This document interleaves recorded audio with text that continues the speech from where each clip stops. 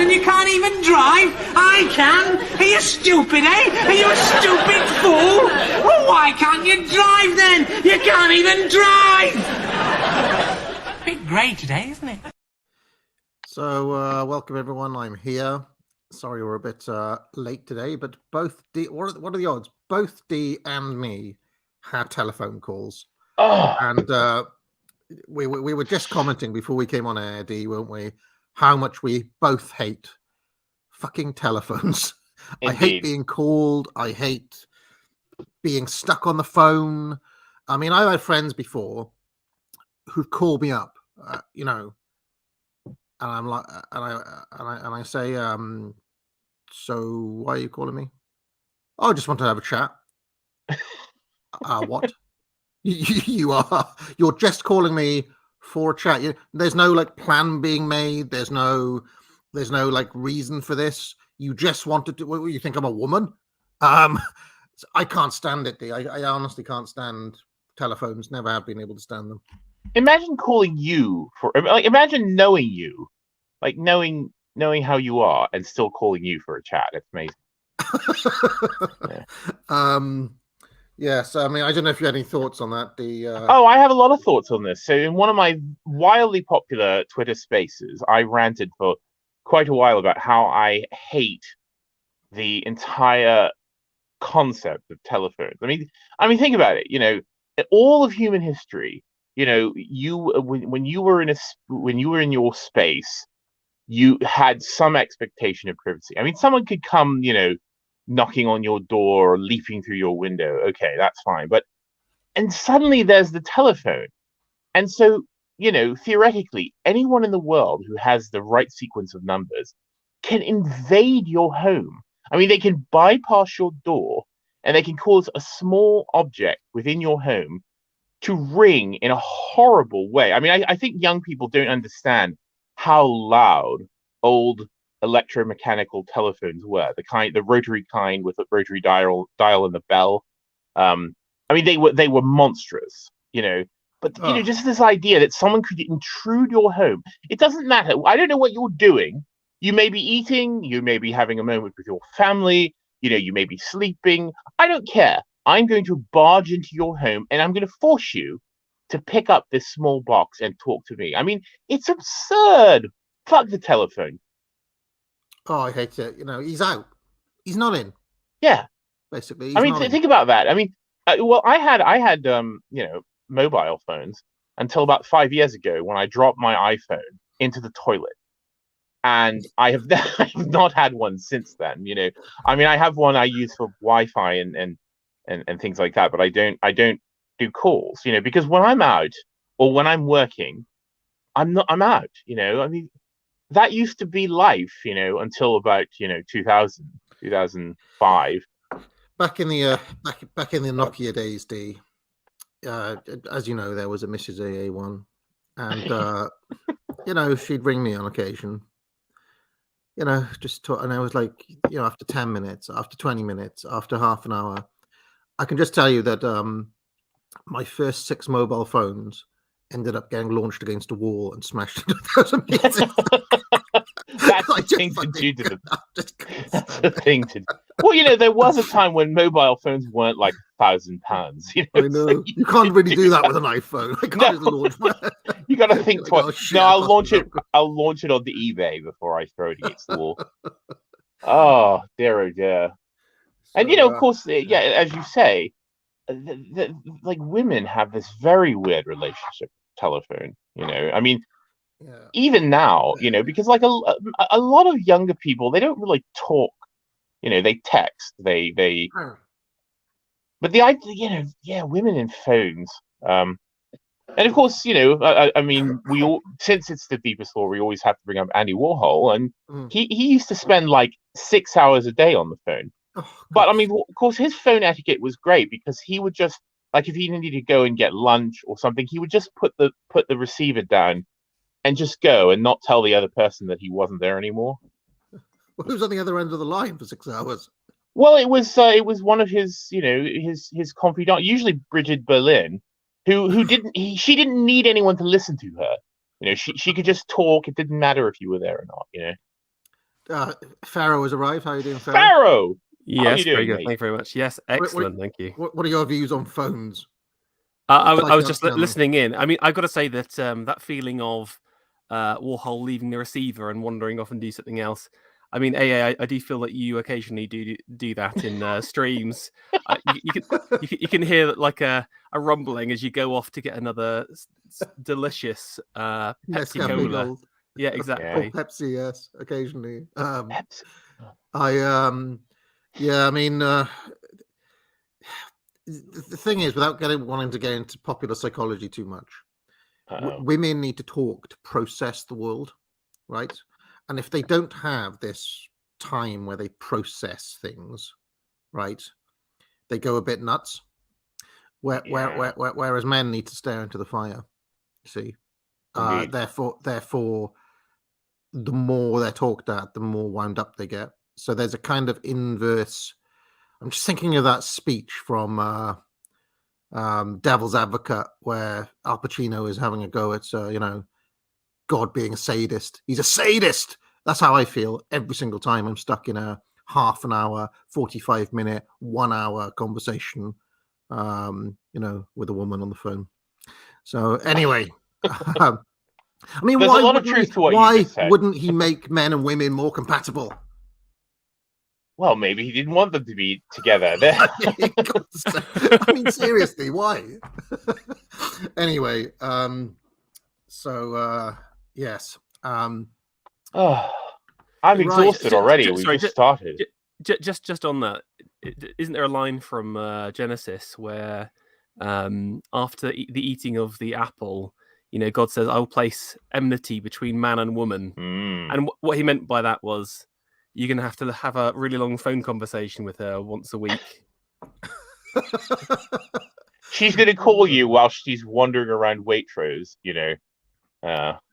and someone in the chat reminds, there's a line from As You Like It. Do you not know I am a woman? When I think, I must speak. Well, anyway, I'm peaking, Kevin. It's my time now. Remember that? So I've got a thing. One day I'm going to do a Deepest Law on a late Al Pacino, because I've got a whole thing about it's the film buffs are meant to say Al Pacino was great in the 70s when he was quiet and brooding, but then at some point he just kind of lost it and became shouty Al. Whereas I have got this next level take where shouty Al is Pacino, kind of I don't know, like in some strange way transcending acting and becoming like who he was always really meant to be. So like he is mental in Heat. He is mental in Devil's Advocate. He is just insane in a whole suite of movies from Frankie and Johnny onward. Even Godfather 3 is a mental performance that has nothing to do with the Michael Corleone of the first two films. So yes, that's one of my little. Hold on a second. Is this AA with another, controversial opinion? I swear what you do is you just find out the most kind of basic opinions on stuff, and then like, what's my angle? How can I have my edgelord angle on each one of these topics? Consult the board. Yeah, although these are also genuine opinions of mine. Three-wheel cars are superior to four-wheel cars. No. That is the kind of Family Guy manatee school of edgy takes, whereas mine are developed over many years of realizing what the level one take is, and then just saying like, actually, the thing that every Guardian journalist says isn't right. The thing that I'm saying is right. There's something interesting to that, just quickly, because again, that's like through meditation and reflection on a subject, you can reach that higher opinion of it, can't you? And I think that's what's interesting about artistic forms, is you can have that the layers of the onion that you can unpeel. But also, you once you get to know my takes long enough, Pharaoh, you'll realize they're all the same, which is essentially saying that that there's a late career renaissance in all great artists, including Bowie, which we talked about. But, Bob Dylan on Love and Theft is the artist he always wanted to be. Shouty Al is like, I mean, do you remember Pokemon where they evolved to their ultimate state? I feel like artists do that, and they evolve to their ultimate state. In this school of thought, fat Marlon Brando in like Superman is the ultimate. That's the artist he always wanted to be. No, you have to be more extreme. Fat Marlon Brando in the Island of Dr. Moreau. Yeah, exactly. Wanted to be. Yes, exactly. Or like late burger chomping Elvis or something like that. Just on that, I do think there is almost like some kind of different artistic archetypes. You've got the kind of burns brightly and then dies young. Are we all just? Are there only 4 or 5 artistic archetypes that everyone falls into? I think it's an interesting question. I mean, I wish there wasn't copyright, because I'd love to do a commentary on Heat. She's got a great ass, and there's your head all the way up it. I mean, it's a mental performance. I don't know if he was meant to be playing somebody on cocaine or something, but anyway, let us get on to what we're going to be talking about. Just before we do that, Pharaoh, anything you'd like to plug, sir? I did a stream all about the Disney film Frozen yesterday with Poe the person. So check that out. And it's subversive natures, the worship of witchcraft and other fiendish things. Now let me guess. Sensible Poe probably pushed back against that and tried to defend it. But in about 6 months' time, she'll come around to your view. She was pretty good about it. Like the worst thing was, it just absolutely crapped on Hans Christian Andersen's original. It was like, right. They said it's meant to be based on the Snow Queen, but just as totally isn't. I mean, there was a little bit of witch defense from Poe. She defended witches. What? Well, like witches in the past. I think she was saying, it's like, like witch hunts of the past, like weren't justified, kind of thing. They were. It was a very Reddit tier opinion. I hate to say, Poe. But Poe, where were you when I presented data? I can't remember the video it was. I presented data on all the witch trials in English history, and the fact that all of these women who were tried for being witches killed their husbands, committed heinous crimes. It wasn't that they were just witches; they did actually do certifiably bad stuff. Exactly. So how do you like that, Poe? I mean, the American witch trials were, I think, slightly less justified. Americans mental, do you? Who cares about them? I mean, a lot of those were executed. Trials. A lot of the American ones were executed because of some evil children. Just decided to accuse everyone of being witches. Sounds like Arthur Miller revisionism to me. Anyway, I'm joking. Anyway, carry on, Pharaoh. Well, that's it. Really, it's a really fun stream, and if you're a parent and you like Disney and want to know more, you're curious, check it out on Poe's channel. Yeah, I will say there's something about Frozen that captures, like, obviously AAA is 3. I haven't really shown her Frozen that much, but we were in a toy store and she saw like is her name Elsa? Is that the main character? It's the blonde one is, yeah. Yeah, she saw an Elsa flask and she was like, she went nuts for it. She was like, I must have it. She played hell for it. So she has a Frozen Elsa flask. Dark. Which she absolutely loves, but there's something about Frozen that really captures the mind of. And then she's had all these parties recently. Yes, yeah. A friend bought her an Elsa doll. So it begins. Have you got the princess dresses yet? That's the next logical step. Oh, she's got an Elsa dress. Yeah, she's got a Frozen dress. Yeah. See, I stand against this. I hate this idea of telling little girls they're princesses. They should all be taught that they're peasants. Peasants! You're a charwoman at heart. I have to say that AAA doesn't really care about dolls and toys that much. She's much more into playing with her little music box and trying on different like head. What's that thing that they put over their heads? Hairbands. mask? Is that what they call it? Oh, Hijab. Hairband. She tries on different hairbands Okay. and different like clips, and then she tries on different clothes and things. And I just thought, I bet you little boys don't play like this. I bet you little boys don't. They're very different in play. Although I would say that your daughter likes the Nutcracker, and so she's probably way more advanced than most other normal children. You know, she'll be taking you to the opera next year anyway. So, So anyway, D, anything you'd like to promote, sir? I would like to promote the idea that Disney is a completely subversive organization, and I have decided that it's like 1975 is the line.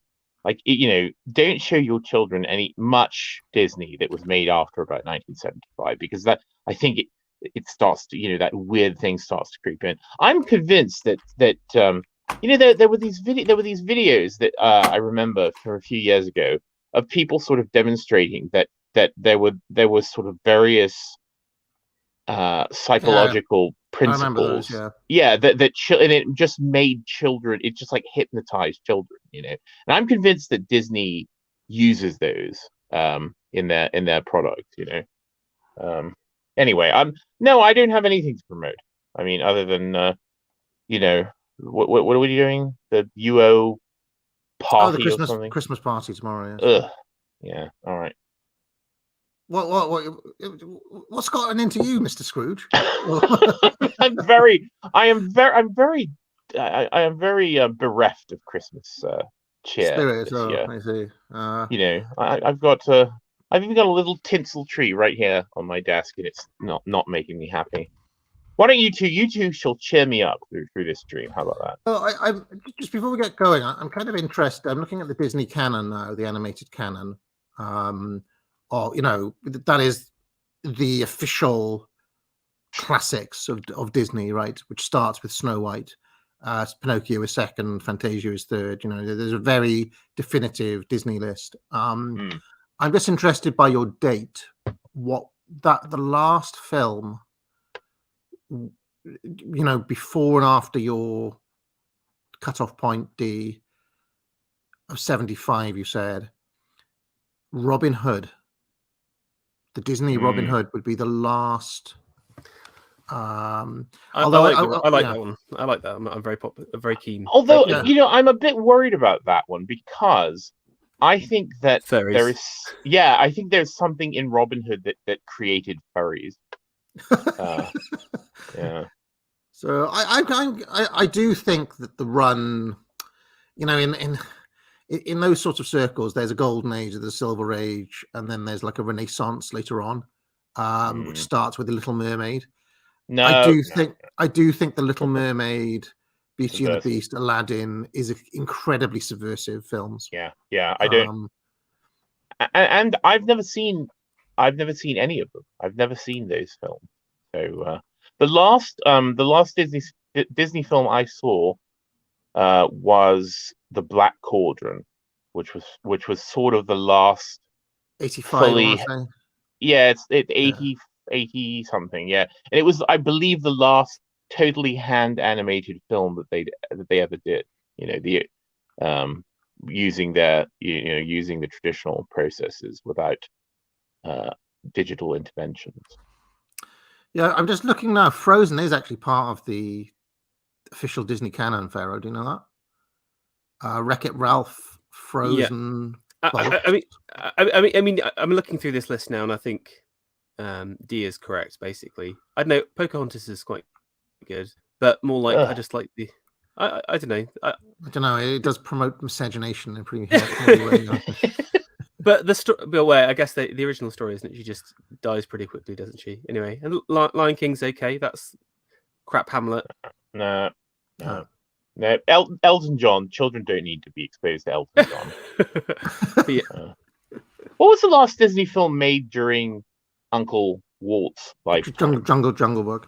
Jungle Book. Okay. I think he died during the making of Jungle Book. I seem to recall. Yeah. Yeah. All right. All right. That's What enough are of we that. Oh, and I will remind people, please do buy courses at the Academic Agency.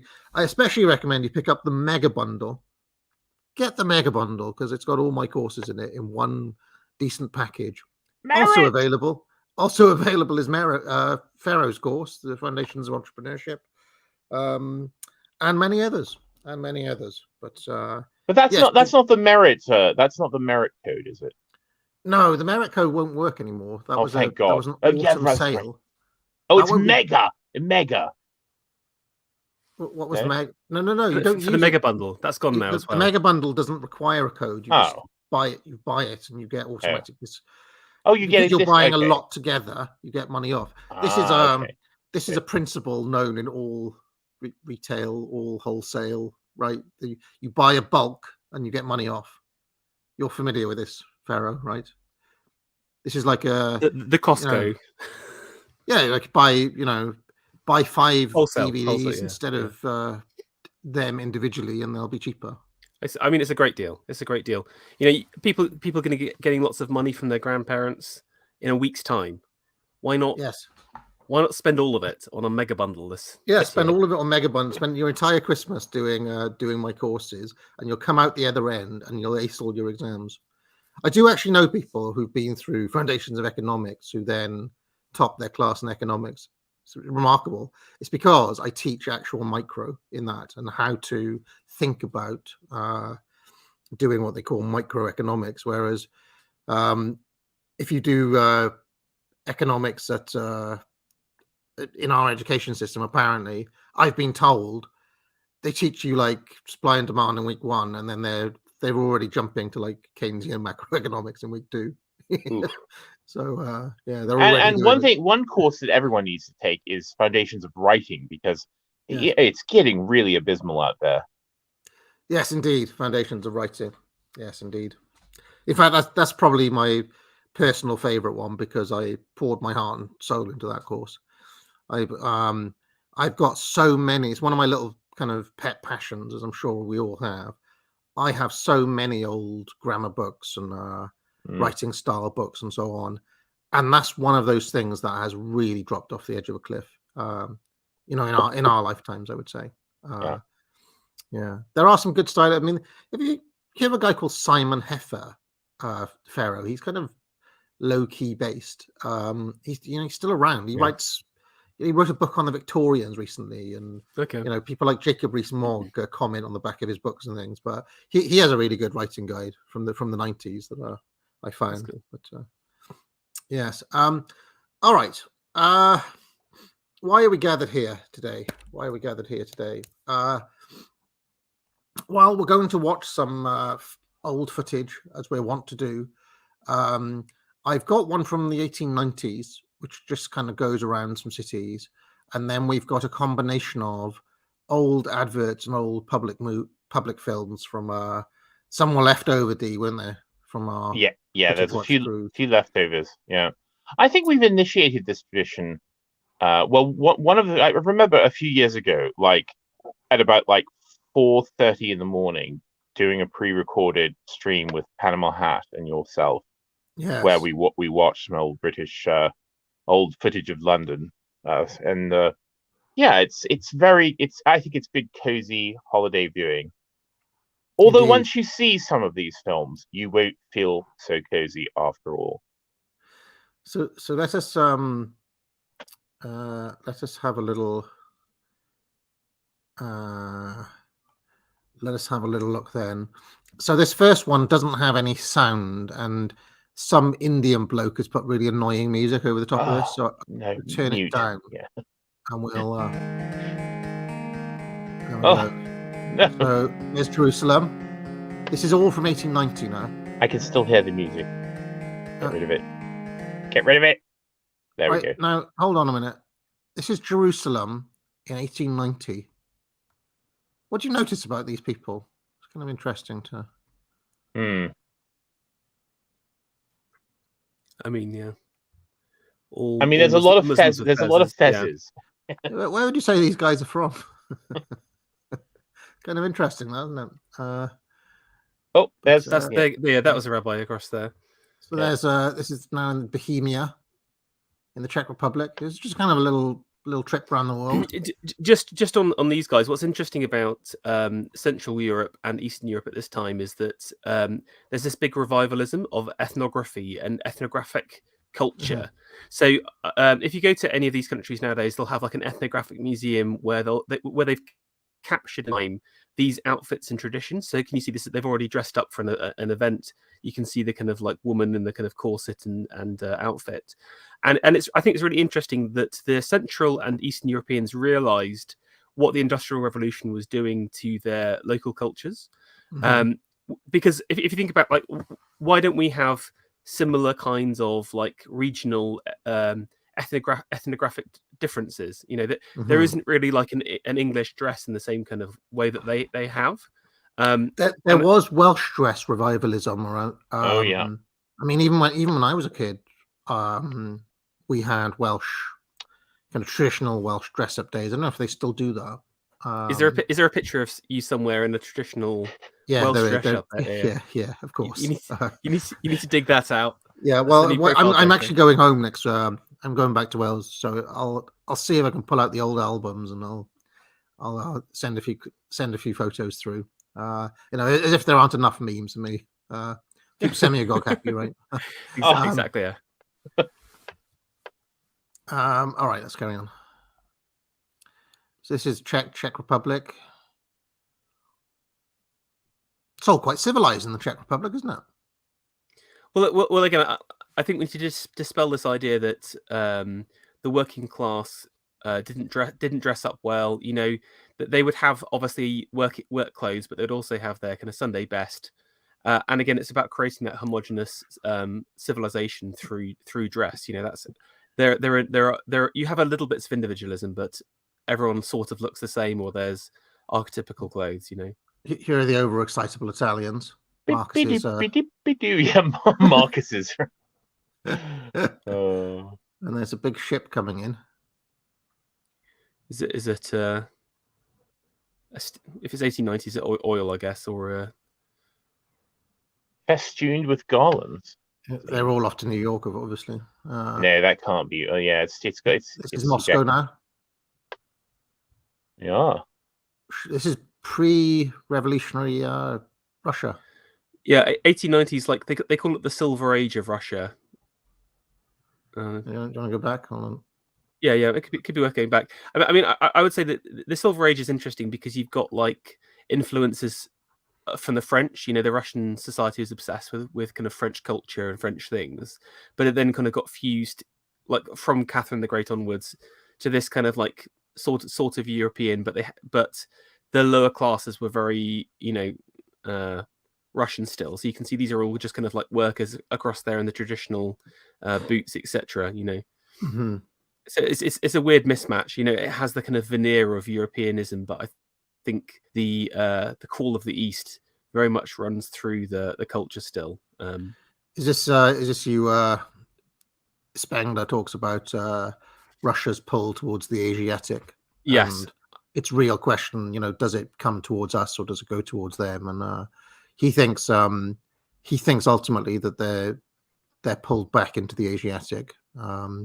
And that seems to have continued right up to this point today. They've clearly chosen the Asiatic now, haven't they? Yeah, it's. I think it's really interesting because they sort of break our minds because they look like us, but they act so totally differently. They're not European.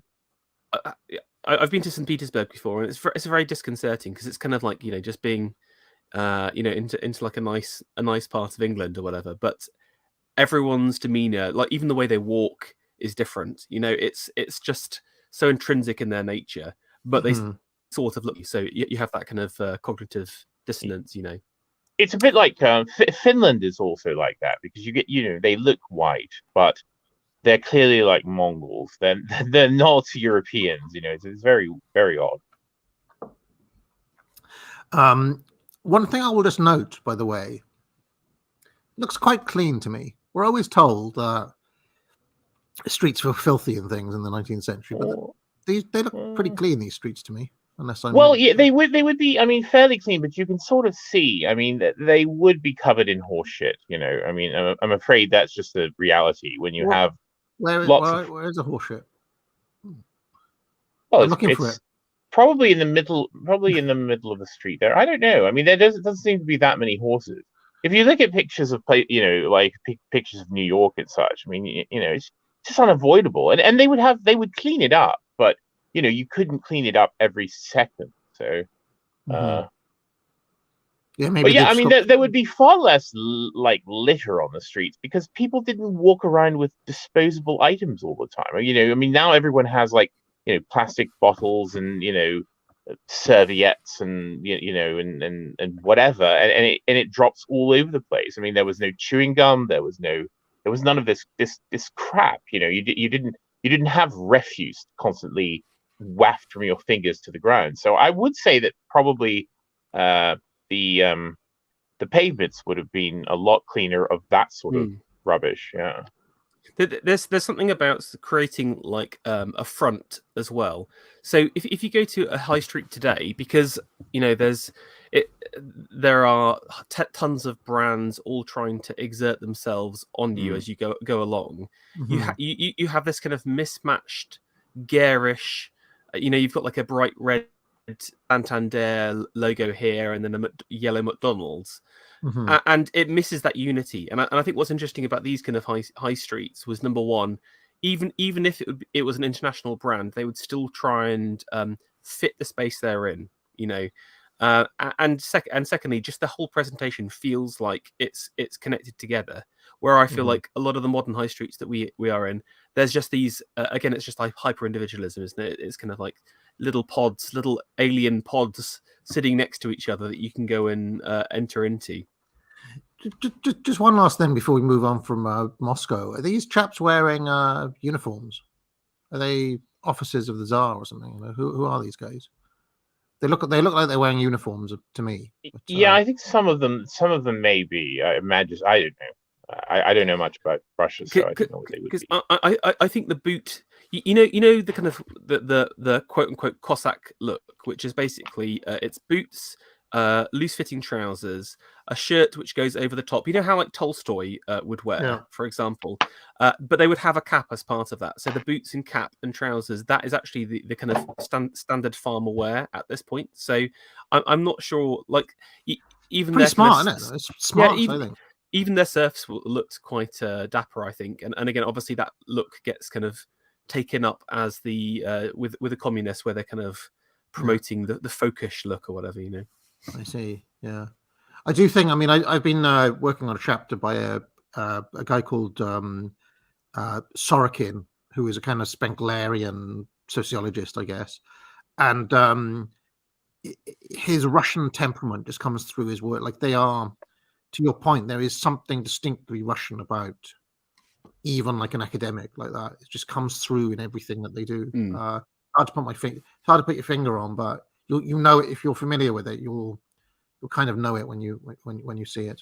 Anyway, let's carry on. I would also say something is happening, because look at all that bunting and all these, like this looks like maybe there was some sort of parade or something. Yes, prior. I think you're right there, D. There's something going on. Yeah, it's a special occasion. Yeah, because and also, I mean, keep in mind in these days, you didn't just pull out the camera for fun. I mean, these cameras were massive, and they were most of them were hand cranked, and of course the processing of the film and such was incredibly expensive. So it many of these may have been a special occasion. These films. Yeah. It's not a pride. It's not a bloody pride event. Look at how black-pilled everyone is. I like the street width as well. And again, no road markings, but you could fit like 10 carriages down there. But it doesn't seem too busy. I just wonder that this kind of black rules gave a certain freedom at the same time. And again, maybe there were more accidents or crashes, but I think. We think about the past as this kind of straitjacket society where everyone has certain rules, but in many ways, I think we have way more rules than they do. It's just in weird things.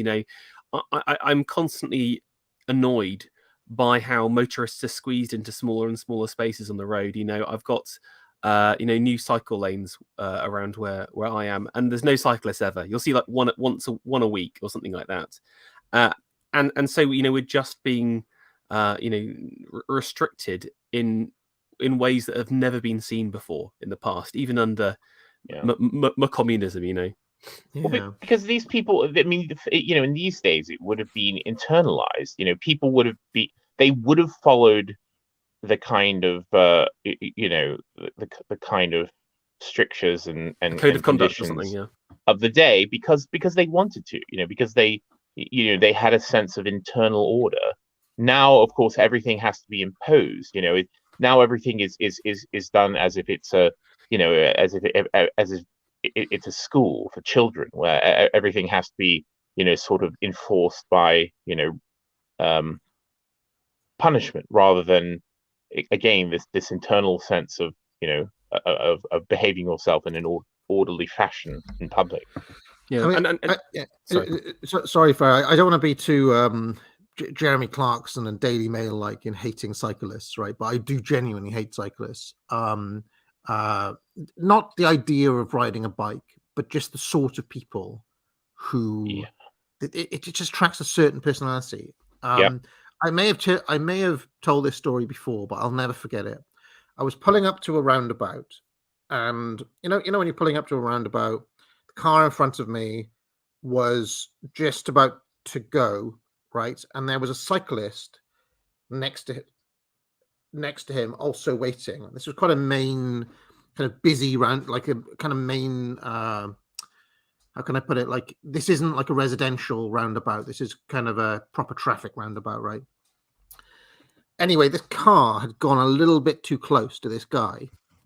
So, there he was in his luminous, yellow and pink helmet and his Lycra and all the rest of it. So this guy on his bike did like a comedy pratfall. Like I just watched him capsize and fall on his side and then like do a roll. He did it on purpose. He wasn't knocked by the thing. He was trying to prove a point to the car next to him. Don't come too close because this is what will happen. And I just was like, what is this sort of behavior? What I'm saying is that the cyclist tends to be also the sort of person who might be like your school librarian or a referee or something. There's something about the cyclist a scold. He's officious. He's a Jobsworth. He's Keith from Nuts in May. Anyway, carry on, Pharaoh. Sorry. All I was going to say is that regarding Dee's point about having like a code of conduct, but also but without these kind of penalties. In my mind, that's what true freedom is, not some kind of lame libertarian, you can do whatever you like in some kind of anarchistic state. It's to have these bigger rules of society, but to also let you just get on. And that random guy holding a bag of bag of shopping has more freedom in his life than we'll ever in our lifetimes, I think. And he's probably a serf.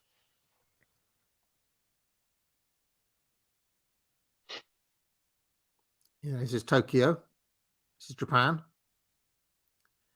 Can I just stop a second? I mean, Japan blows my mind because they don't have any like natural iron reserves. So like everything's made out of wood. Like even nails and stuff, it's hard to come by.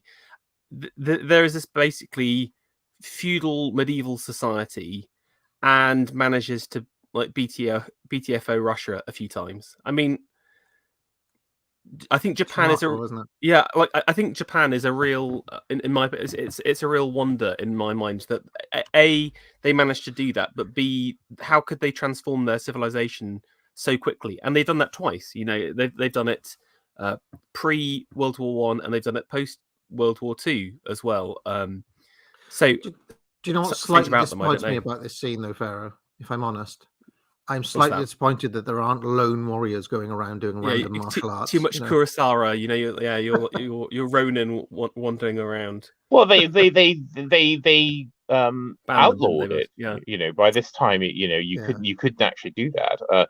I would recommend if people are interested in this period, there is a Stephen Sondheim musical, one of the less sort of one of the less popular ones, called Pacific Overtures, which is very interesting, but it's about Meiji period Japan and the sort of the transition from Japanese feudal society to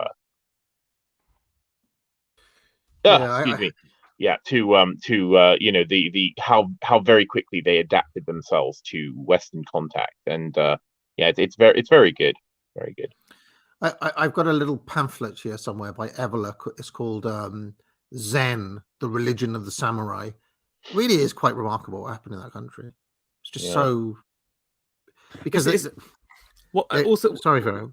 All I was going to say is, like, why doesn't this happen with any other Asian country? It's really weird. You know, China is so different in their approach. You know, they are like a juggernaut. They are kind of like slow, stultified, slow moving, while the Japanese are this kind of like in constant flux, changing. I find it very strange just how different the races are between such a short period of space. You know. And I would say that because of this special nature of the Japanese character, I think the effort by the sinister elements in the West to break Japan and move them into the category that most of the rest of the world is shifting into, that's going to accelerate. You know, they're already starting to try with the immigration and migration into Japan. So. All I'm going to say is the original anime was based on Western cartoons, wasn't it? So there you go. Yes, and that we lost Shinzo Abe this year. Just remembered. To your point, D. I mean, don't know who it was who assassinated him, but you know, the fact is he was closer to being you know, well, if you were Japanese, he'd be closer to being on our side than not. I would say. Look at that! Look at that!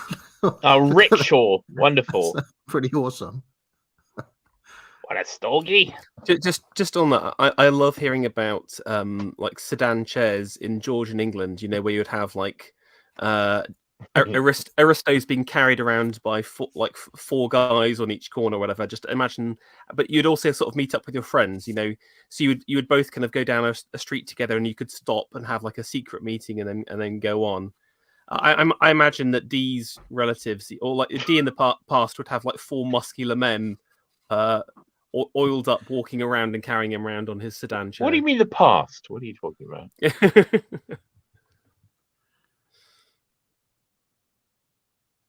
Here's Britain. Oh, look at this! Oh, it's wonderful. The first roller coaster. Look at this, the Faustian Britain. Look at it, with its mechanical contraptions, its mastery of nature. Oh, I love it. I love it. Oh, I love a good roller coaster. Look, no health and safety. If you fall off and get your head severed, here's London that's doing a bit of a gig. Too bad. Ooh, look at that! Ooh. Look at that top hat there, magnificent. He just wants to get in the picture. That's hilarious. But I just love it. Just look at all of those. You think they're Irish, is it? You think this is Irish, D? This jig? No, well, they're doing a little jig. I don't know. Yeah, it could be. I'm highly reminded of the scene in Bedknobs and Broomsticks where they sing Portobello Road. Yes, and there are random dancers down there doing this sort of dance. So, you know, that film was made in the 60s, not in 1890. Yeah. Look at the gleam of that silk top hat in the sun. Yeah, I mean, it's such a beautiful. Like, again, look how clean the street is as well. It's probably cleaner than today. I think what's happened to the Cockneys is without a doubt one of the biggest crimes that England has committed to itself. You know, just the removal of a people that have lived in their location.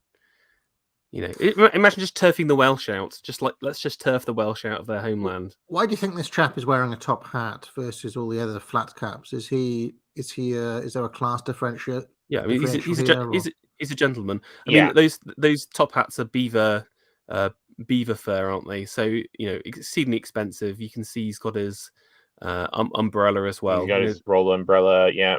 He's yeah. You can't see his collar, but I'm like, you imagine he's a swell walking around London. Do you know what I love about this guy here? He's literally doing the Chaz and Dave. Right, Governor? He's literally. But I mean, everyone, but they're all dressed well. I mean, that's the thing that strikes you about these old films is that, I mean, even the kind of, the working class. Remember that film of all the workers coming out of the mill, and they were all. I mean, again, they weren't wearing fucking shell suits and. There's no chunks, Pharaoh. There's no chunks. Oh my goodness. There's no pajamas. It is like loungewear, in my opinion, is like one of the greatest crimes that. And now what have we got? Now what have we got? We've got a Punjabi prime minister who wears a hoodie to show that he's down with the kids. Prime minister. The hoodie. Hug a hoodie. Dear. I think part of any national revival, you'd have to create an entirely new look, if that makes sense. The working class needs a new symbolic outfit. What's going on here? Subversive alert. Is it? This is a suffragette Suffragettes. gang here. Oh. Are they wearing trousers though? That's the question. Let's have a look. What are they do with blue stockings? Oh, a woman on a bicycle. How revolting.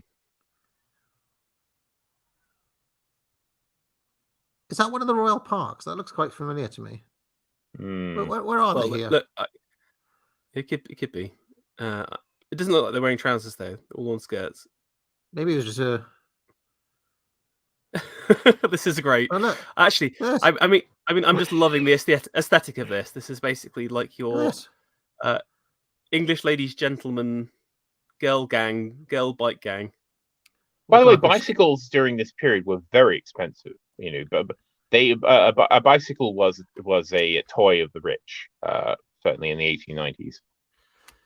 Look, here's Columba's people. Yeah, we've gone up to Scotland now, where all these people were doing all the time is plotting and scheming and subverting. That's all the Scots have done for their entire history. I mean, we talk about the organised minority, right? The Scots so massively over-indexed in influence across the British Empire, across even like prime ministers. They may be the most over-indexy people ever. Inventors. Am I wrong? No, I feel like they. It's again, it's a really interesting question. Why the Scots? Is it that my Protestant Presbyterian work spirit? Is it the fact that the weather's so bad you're stuck inside all the time? I don't know. Yeah, maybe extreme low time preference due to the cold, something like that. Or is it their deep genius in their biospirit? Yeah, maybe. It could be. I mean, who are like the Scot? Are they like the Picts ultimately or something? Who are they? They were different. I mean, some of them were the Picts. Some of them were the Picts. Some of them were others. It's a conglomeration. I mean, it was a very tribal society. And yeah, I mean, you'd have to get Scrappy to weigh in on this, but yeah, clan based originally, of course. Yeah. I think Nathan Hood is right. That also a lot of them came from Ireland as well. Sorry, can we just go back here a second? What's going on here? I want to see Flagman. Yeah, is that? Whoa! Is that? Wow! This is some good flag action. Yeah. Have a look at them again. That's aggressive flag action. A young Columba. Yeah, exactly. Every year, a young Scotsman is selected to furiously wave around the salt air. I'd love to know what is going on here. This is obviously some special occasion, but for what is it? And this is the golden age of the hat. I mean, everyone has a hat. Everyone. Those dresses. I mean, it's just lovely. Can we just go back a little bit as well, because you get an even better view of on the flag shot. I mean, just look at that there, just the sea, and also look.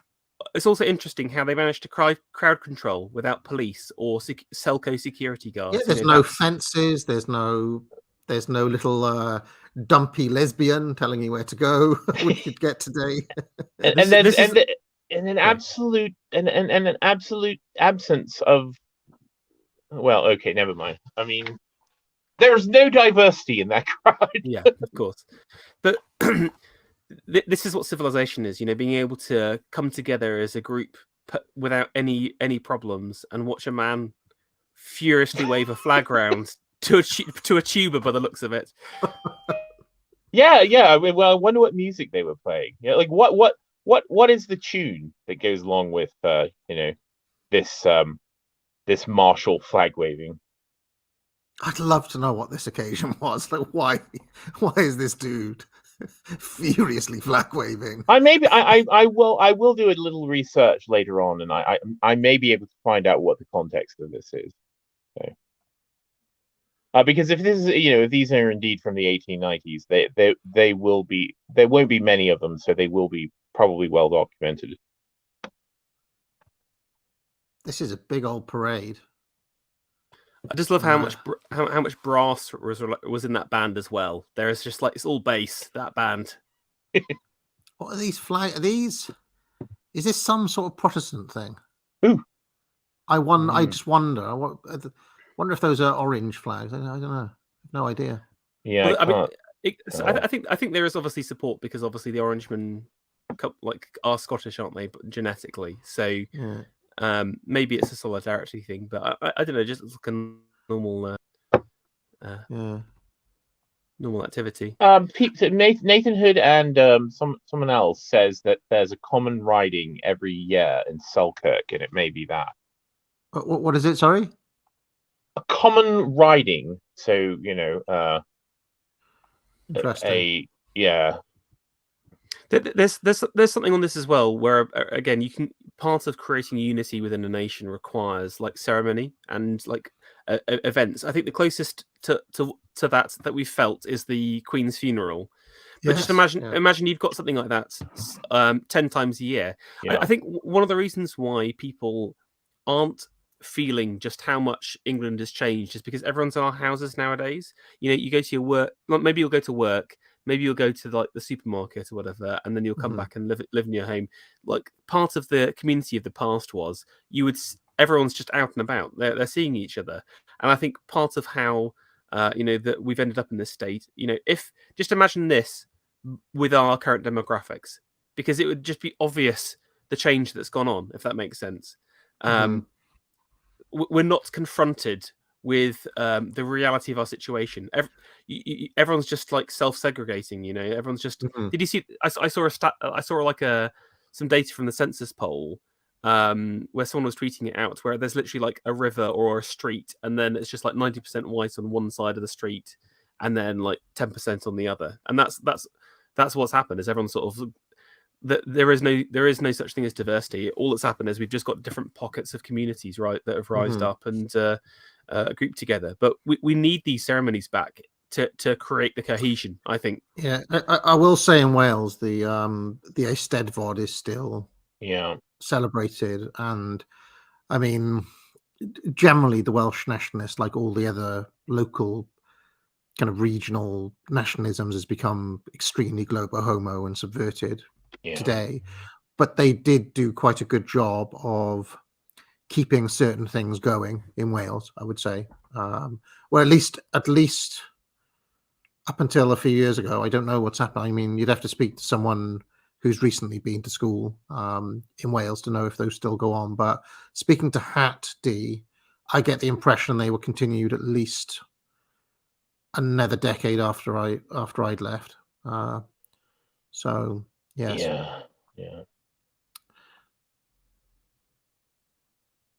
This is now Australia. Prisoners coming off the train. A young Chris Gard coming out. Chris Gard's criminal ancestors. Yeah. There's some Italian coming out there, which is Marcus's old ancestor.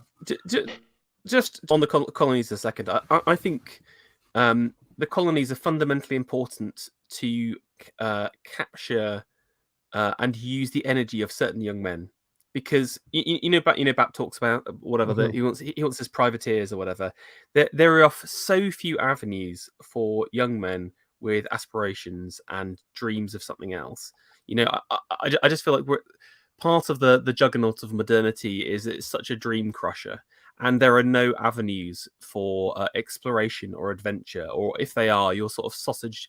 You're sort of, you buy off the shelf a consumer version of what adventure is. Adventure is, a 2 weeks in Ibiza or something like that. It's like it's curated and the energy is castrated. While with this kind of colonial setup, you could literally leave, as a bricklayer in London, whatever, and then make something of yourself in these places. And I think You where don't understand. Oh, sorry, Karen. you go. Well, I was just saying you don't understand. I mean, that sort of spirit is dangerous to the managerial state. I mean, it's absolutely the opposite of what they want. They don't want people to do that, because it threatens order. It threatens the sort of compartmentalized order that they've spent so many decades setting up, and they're not about to let it happen. Now, join the military, learn to be a man by taking, sort of domestic violence and diversity sensitivity training. Yeah. You too can learn to walk in high-heeled shoes. I mean, sorry, all army are actually nurses. Really, they're all ambulance drivers nowadays. It's codified. I heard some sort of military advert on the radio the other day, or it was on the TV, and it was like join the army and discover who you really are.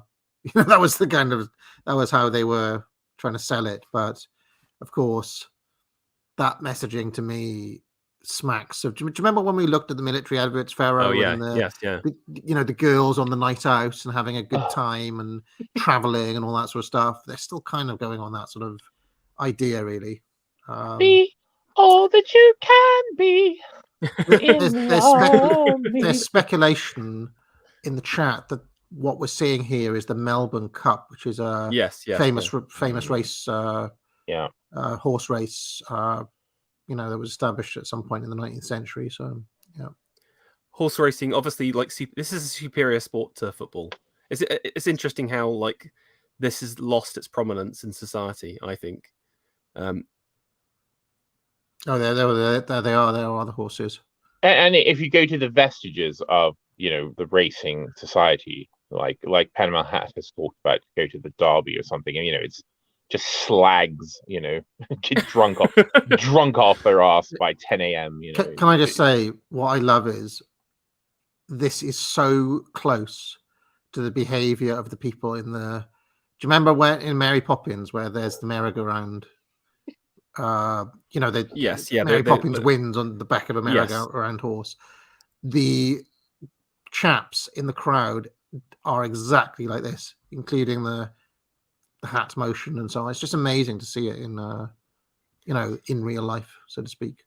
Yeah, notice how useful the hat is. I mean, the hat wasn't just to keep on your head. I mean, the hat was to, it was to gesture. It was to, it had many uses. The hat.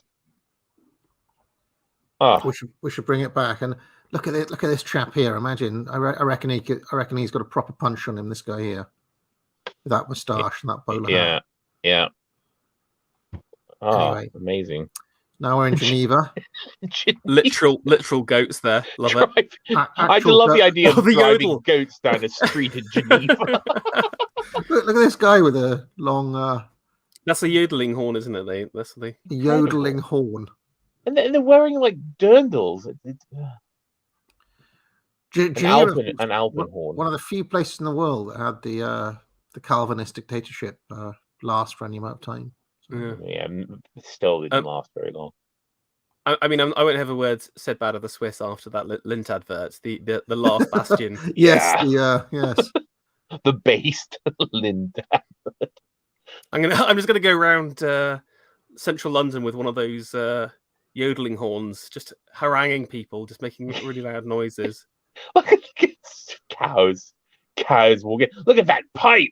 Oh, it's amazing. That guy there. That guy there. Look at that guy. amazing. But you know where you are though. You just take a look. You look and see what they're dressed, and you can tell where you are. It's. I do think that the aesthetics is so important for identity, and just saying who we are. In terms of look at what they took from you. That man, his very existence is now a memory. He doesn't exist in 2022. His descendants are now bank tellers of like some kind of international drug lords' accounts or something like that. You know. I will say, if you go to Switzerland, they are still in their hearts quite based. Well, I have a friend who went there, and he said they just love a military parade. They just cannot wait to dress up and march, basically. So. Yeah, no, there is something about the Swiss character that still remains to some degree. You know, they have the unique direct democracy canton system as well in Switzerland. Which has allowed them, although I from what I last saw, that is rapidly being eroded as well by the regime. But again, they managed to hold out for a lot longer than other places due to the fact that they have they vote per policy. So that's right. Well, we're going to ask you, do you want to increase immigration? No. You know, but that gets eroded by outsiders moving in, of course, who then get a vote. Or even Netflix. You know, I think the problem with anything like that is your votes are only as good as the people who make the votes, and all you need to do is corrupt the people, just shove new ideas in their head, make them watch Frozen from when they're young children, and all of a sudden your direct, like the direct voting system is a tool against yourself. You know. Yeah, there are also more liberal and more based areas. And I seem to remember that there are more French areas and more kind of Germanic-y areas as well, from what he was telling me. So, I mean, don't quote me on any of that. I'm going on kind of secondhand stuff there. But I think that's the case, that each of the cantons has their own flavour in a way. So let's carry on. And of course, up until quite recently, most of the money and art in the world was hidden away in Switzerland. Brooklyn! Oh, no. If we're going to see any subversion, it's going to be here. Well, I'll tell you, Brooklyn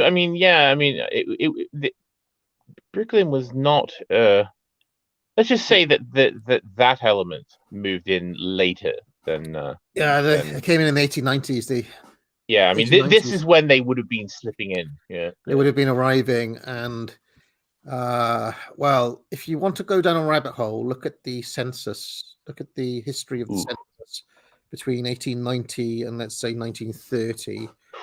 Records being gone missing in fires and all sorts of things. But anyway, I've got a question for you guys: the bus or the tram as the ultimate city transport mechanism? Are you a fan of the bus or are you a fan of the tram?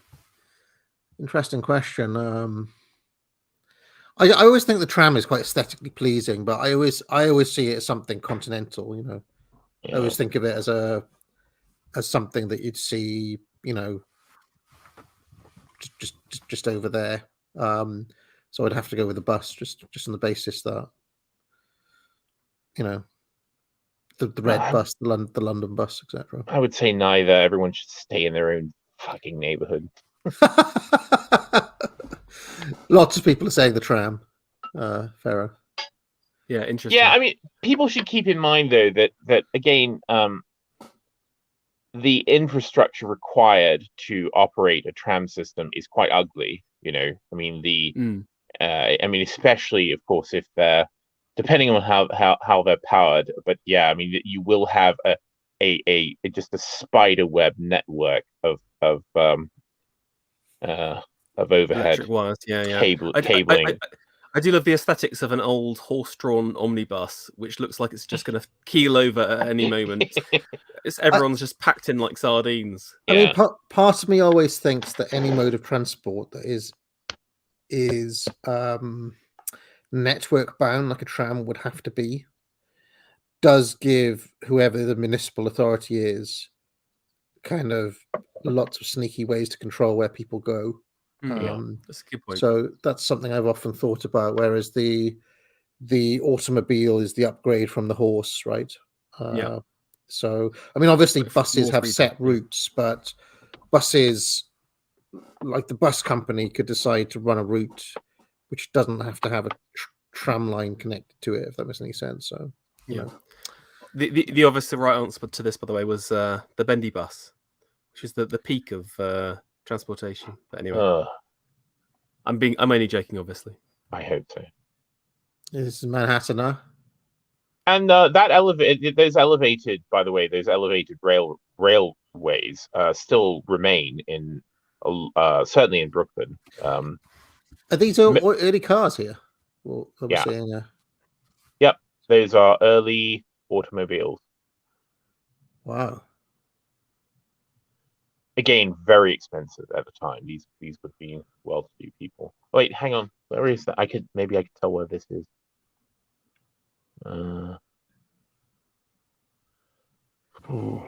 Is that the Empire Hotel?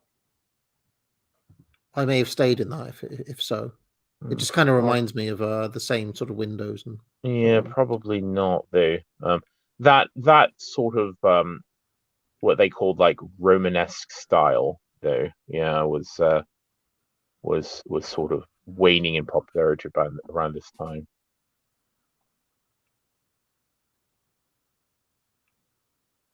Well, we're in Berlin now. There wasn't much New York. No, thought there would be more of that. Berlin. Yeah, sorry, if you just go back to the end of that Berlin one, that was one of the omnibuses that was going on. You can just see it there. Yeah, coming on the left hand side. If you just click on a couple of seconds. Oh yeah, there it is. Yeah. people hanging onto the side of it. Yeah. Panopticum. Yeah.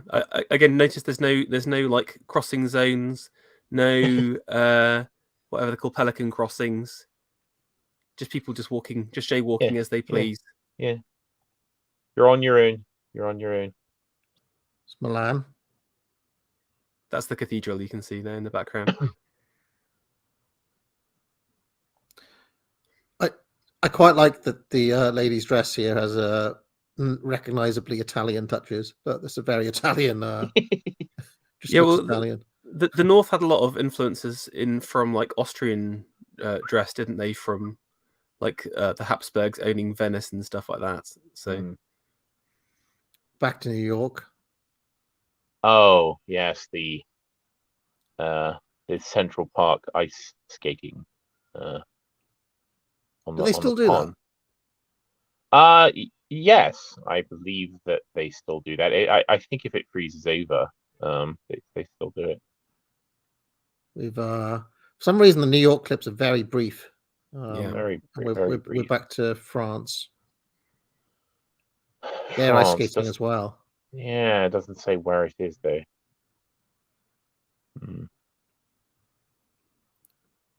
I don't get the impression this Indian dude did that much research. He just kind of found a bunch of footage and stuck music on it. This is Paris. Yeah.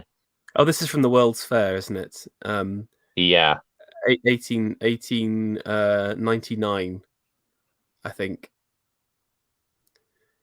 This is famous for having this weird, like, electric waterfall at the center of it, which was very, very, very strange. But they were kind of trying to show off electricity being safe, basically. Well, here's a thought. We've been watching all this footage and just kind of comparing it to now. But do you think an Oswald Spengler or somebody like that might look at it and say, actually, we're seeing quite a lot of world homogenization going on here, that the styles between these various different countries are not as marked as they would have been even 100 years earlier? I think you're definitely right, and I wonder whether it is, the international trade being an important part of that. Things like these carriages all look similar, don't they? And again, the influence of England probably. This is basically the British world order that we're watching. Yeah. But by the way, you can see all the horse shit. If this the good shot of all those things in the road. That's all horse shit. That's not too bad. I mean, it doesn't smell that bad, bullshit. And you could see the obelisk, the Paris obelisk in the background, the Egyptian. Yeah. Oh, Ooh, there's a steam train. beep beep. We're still in Paris, I take it. Well, it's just Film Española there, so I like the double decker steamer there. I'm sure Time Stealer has something to say on this. The Indian guy didn't give us Spain. Do you remember train carriages when you could get out of them at any time? Yeah, when they were still moving. Yeah. Could you? Yeah. It depended on the line. In Suffolk, where I grew up and stuff, you could literally just get out when the train hadn't fully stopped yet. Do you think we're in Spain then? Here. I don't know. Maybe it's just a Spanish archive though, so it's hard to tell. It does say Maison at the top there. So. Yeah, there we go. No, this is France. Those are French. Those are French people, obviously. What's the full face veil for? Did you know that? Can you just go back a second? Yeah, I see. I know. I see it. I saw it. I don't know. I don't know. That's. Well, was she a widow? Was that something that she may have been? Yeah, it was an older woman. I don't know. Marseille. Oh God. Yeah, go to Marseille today and then note the difference. People It could have been morning. It could have been morning dress. She was a ghost. No, I mean, I would have to guess that this is some widow deal. But, you know, it could be wrong. Could be. See, this is the sort of thing you could do. You could just ask all those questions and find out the answers and publish it. That would be some like interesting research that you could do. Hmm. Now, what's going on here? We're in Marseille, but is this American influence I'm seeing? What's going on? American influence, huh? What does it say? American, yeah. What American. Wonder what that would be. Chocolat russe. Selling chocolates there. Du bébé. Let's figure out what they're selling. A Croix Rouge. I wonder if it's cigars or something like that. Just trying to think of what would have come from America back then. A la Courant. Could be.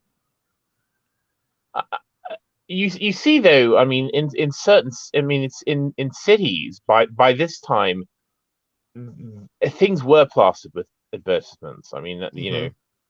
I mean, London. If you look at pictures of certain parts of London, this is a fire. They're putting out a fire. Look. Yeah. Or it's a demonstration. The Paris Fire Brigade. Paris Fire Brigade. Yeah. I remember seeing there's places where you can do this at the seaside still, but I remember as a child putting boats on the. Boats on a thing like that. I like this moment where this young urchin here is hit with an umbrella. Watch. Go on, on your bike. Speared away. Oh, wonderful. What's this? What's this? Travelator. No.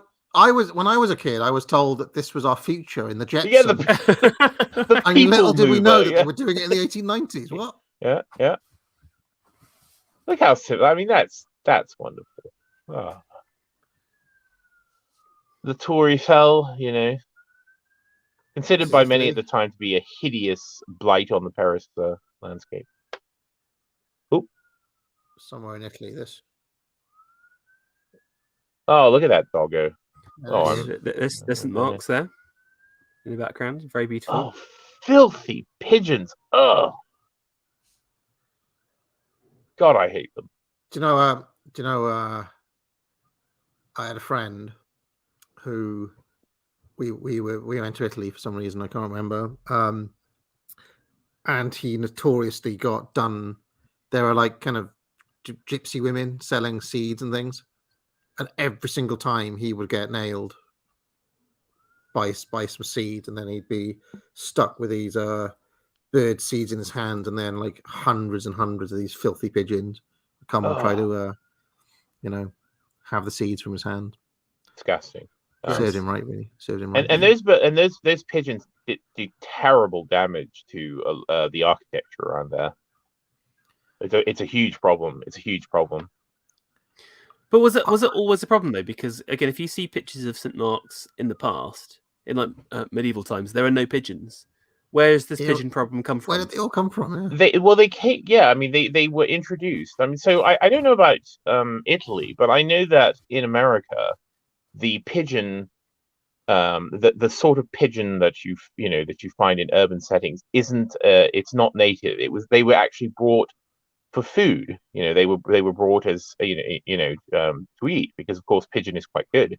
And basically the entire population of that type of pigeon whose name I can't remember. They were all basically escaped pigeons meant for the table. And they're invasive because they don't have there are very few predators for them in cities, so they take over. Sorry, guys, I literally cannot resist doing this. I have to do this again. Watch this now. Watch. Away with you, beggar! Away with you, beggar! Away with you, beggar!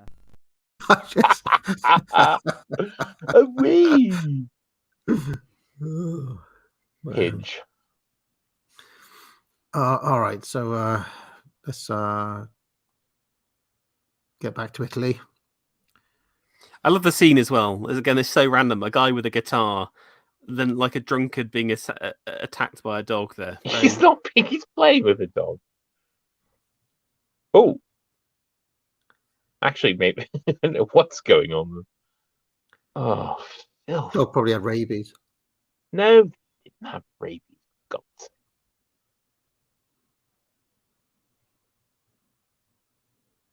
We're in the Hague. Den Haag.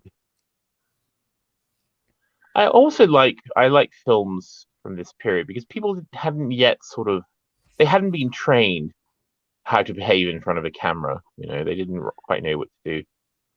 Oh, is this footage of Pope Leo XIII? Yeah. There was something going around on Twitter recently of showing these films and claiming that he is the oldest person to appear in a motion picture then. I mean, in other words, he was born in 1810, and he was the oldest person to be in a film, in a motion picture. Yeah.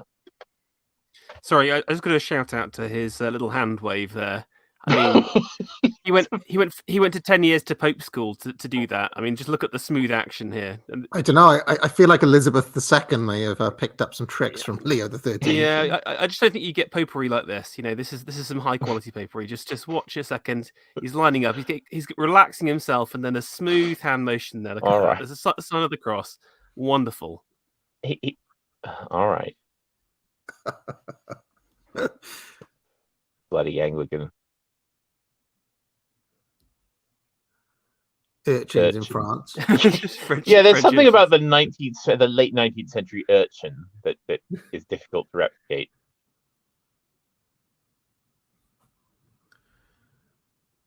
Look at those short trousers. I think it's amazing. I think that's it. That was it. Lovely. So we were going to move from that now to a video called. This is from Dee's ephemeral folder. It is called Mid-Century, Halfway to Where. So this was filmed in 1950. So we're jumping ahead 60 years now. There's going to be sound with this one. And it's a good question. We're right in the middle of the 20th century, but where are we headed? Where are we headed? If they only knew, eh? Oh. Well, I think some of them did know. Oh, wait, what? We didn't do the countdown. Come on. Oh, sorry. Do you want me to do the countdown? Yeah, go back. Yeah, all right. I'll do 3, 2, 1, and then play, right? Yeah. 3, 2, 1, and play. Time, Life, and Fortune.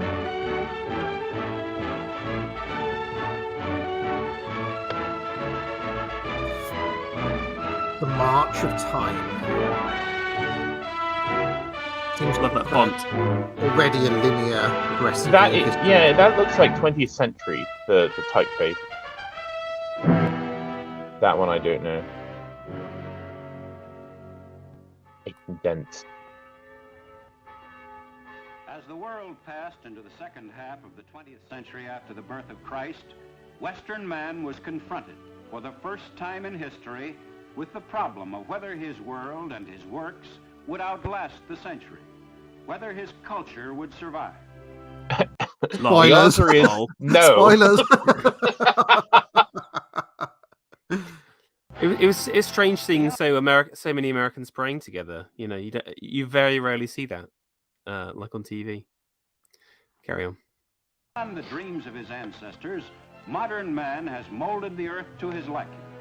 Proud.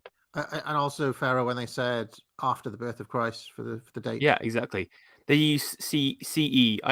CE is one of my most hated things. I hate when people. I say stubbornly yeah. use AD and BC. Yeah, same. I don't use it. I hate it. of his vast creative ability, he can boast of the grandeur of his achievement and admire the scope of his own imagination.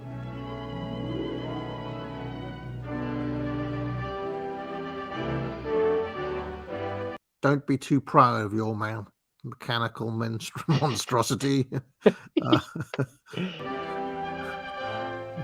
But that very knowledge which enables him to build is the knowledge that has taught him to destroy. And in the 20th century, man's capacity for destruction was demonstrated on a terrifying scale. Are we going to get some Hitler bashing now, D? I reckon. Yet none can deny that man's progress in material things is today at its highest peak. In an industrial age, the worker has achieved, through technological advances, a level of production never dreamed of at the... This is the first black man we've seen on the footage. This is progress. This is you know, this is what peak progress looks like. Yeah. beginning of the century.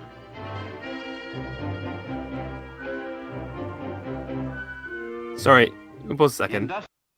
I just love mechanical lathes, and again, just machining, because it's a real. If you could just go back a little bit, just to any of those guys, it's just an absolute art what they're doing there. I mean, let's say that guy. He's just, yeah, what he's doing there. You know, it's this dude here. Yeah, this is a real skill. He's making a turbine, or some kind of turbine hand lathe. Is actually insane. The amount of effort and time it takes, you know, it's a real skilled job. It's like one of the last areas of craft that was left, I think, at this point.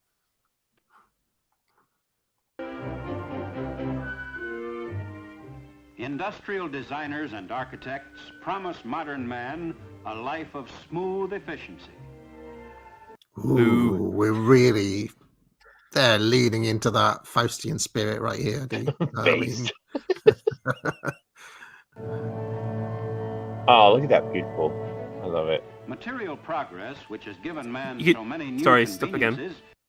Did you spot the little tiny is it Barcelona chair on the top there, D? Top right hand side. Up here. Hang on. Yeah. Is that the? Okay, I'm having to look at my phone. That's like a mod. Yep, a model Barcelona chair. You can also see, if you look in the windows, you can see little model Eames lounge chair wood. Oh yeah, as well. This is like AA's dream home right now here. Just it's mid-century look. I mean, if only this is what we'd gotten. This was a very tiny proportion of what we actually got, I'm afraid. But yeah. You see that there is something interesting in this period, though, because there's the kind of technocratic, progressive vision, but it's still recognizably Anglo in spirit. Hasn't yet been, let's just say, hijacked by various other groups and so on. So, like, I don't like what they're doing, but I can respect them at the same time. I mean, when they're their high rises, etc. Like, at least they had vision. At least they wanted to like do something and to change the world in a big way. Like Nietzsche going on about you need to do big things or like big, I know, serious changes. Like nowadays we can't create anything good. We spend years and years doing the smallest things, and it's just an embarrassment. At least this stuff, even if it was degenerate in many levels, was like something. It's actually been interesting because I've been writing this book. Spengler, who has this very detailed, long book about the seasonal cycles, and obviously we're in winter, deep winter now, but his view, like when he's saying things like optimism is cowardice, or he's like, there's nothing you can do to fight this. You can't go back and embody some previous spirit. You can't be the people of spring. You can't be the people of summer. We're in winter. So you have to like lean into it. So if you read his book, Man and Technics, that's what he's saying. Like, you actually have to just go for it. Just like the only way to still be part of what he calls world history is to truly like embrace being Faustian in this way. It's kind of a strange conclusion from Spengler. It's not the only way to go with a cyclical history, but it's kind of interesting that that's where he lands on that. So he would have kind of been for this in a strange way. Well, this is also something I've tried to explain to people about why, artists and writers and such of the earlier 20th century, why many people who would have been associated with the right, like T.S. Eliot and Ezra Pound, why they embrace modernism as their form. The same with the visual arts. Why would this is the thing that I think bedevils me all the time. This idea that if you want to, if you're a person of the right, you have to embrace this aesthetic of the past in a way. You've got to be trad. You can't sort of. You have to be out of your time. It's a specific kind of like period though as well. I think that's the funny thing about the trad ideology. Yeah. It's specifically like French Rococo Romanticism, and also like maybe a bit of Victoriana thrown in as well for good measure. Exactly. But I mean, 19th century, which is of course the age of. So many of these things at that time were, they were kind of revival movements. They were. It's like saying the pre-Raphaelites. They weren't. There was nothing. They weren't medieval. They were pre-Raphaelites. Their work ended up being the embodiment of their time. It wasn't like they were kind of medieval reenactors or something like that. But I think a lot of people confuse this. They confuse the sort of these kind of 19th century revival movements for like authentic. The authentic spirit of earlier times, and which it isn't.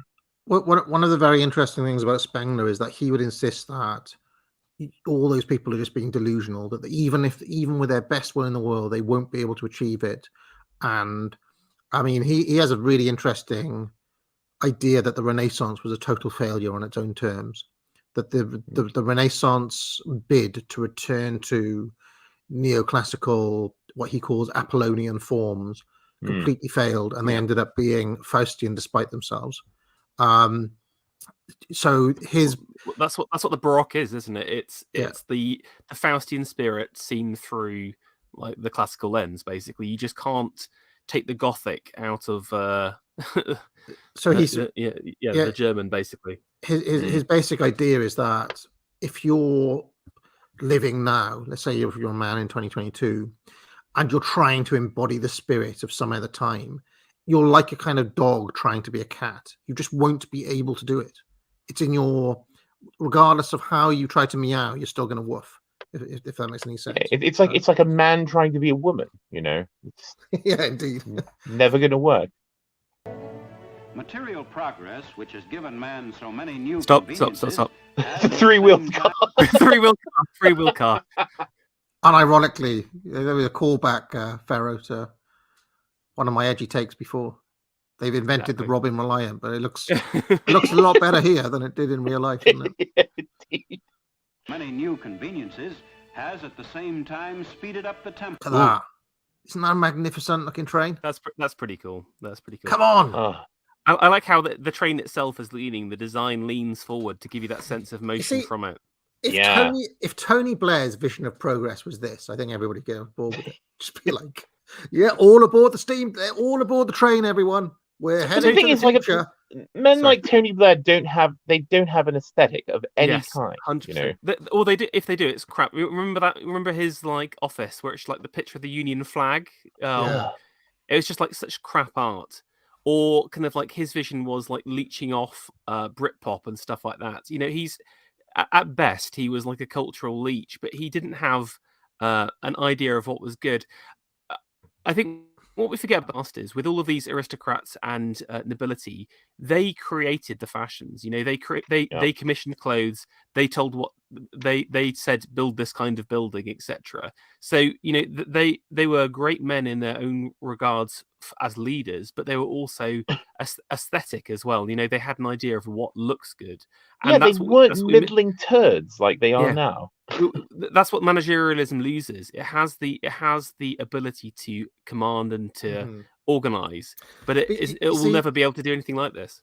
For lack of a better term, there's a Bappian vitalism about this train here. This speaks to Bronze Age mindset or something like that. It's just like, because you know there's always the split between the futurists and the trads, right? If this was the kind of vision of the future, I reckon young men could get on board with it. But it's just like the vision of the future is, you know, like eat the bug and get in the pod and, you know, it's gay, basically. It's not something that you can get excited about. Of his life. Yeah, this was streamlined, by the way, if people are looking for the word for that style. But with the acceleration of his existence has come a nervous tension, which is the outstanding feature of our age.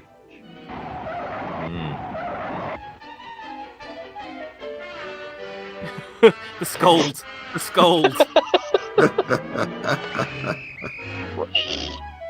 Ooh.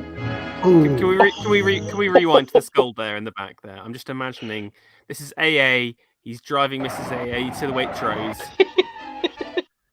Look at that face there. Well, you know, I refuse to drive with Miss A in the car. She drives everywhere. I forgot you like to be driven around. Yeah, sorry. Yeah. I won't drive with her. I just like, after a few years of backseat driving, I was like, no, you can drive. This man. Look at this man talking out. Why I order? Why I order? Yeah. It's Beardy and Alex. Dissatisfaction and boredom with the daily routines of life are increasingly apparent. And no matter how streamlined the design of modern living, Was that an OxoCube? Yeah, they're making a stock here. everyday tasks in the 20th Do they have century are OxoCubes in often America? Yeah. Have I don't think they were Oxo. They were probably something else. Who knows? regarded with distaste. See, like I mean, they knew what was up. I mean, In this age of tension, man is assiduous and eager in his search for relaxation. Too often, unhappy with himself, he drifts into easy avenues of escape. Do you it's think the past directors noon, of I these could had have a all... I feel like the directors of this movie had all read Spengler or something. Yeah, I was going to say that's what I meant. They knew what was up. Yeah, I just feel like there's a weird... People forget, by the way, those books were incredibly popular among the intelligentsia. The 2 volumes of Decline of the West sold 100,000 copies. The Arnold Toynbee's Study of History, 300,000 copies. And the 12-volume complete edition of Toynbee sold 7,000 copies. 7,000 copies of the 12. That's volume, a lot. That's a lot. Yeah. You know, that's even more than Populist Illusion sold. That's only a small book. You know, so Yeah. I'm just saying that these ideas were in the ether around this sort of time. So it's kind of not surprising in a way.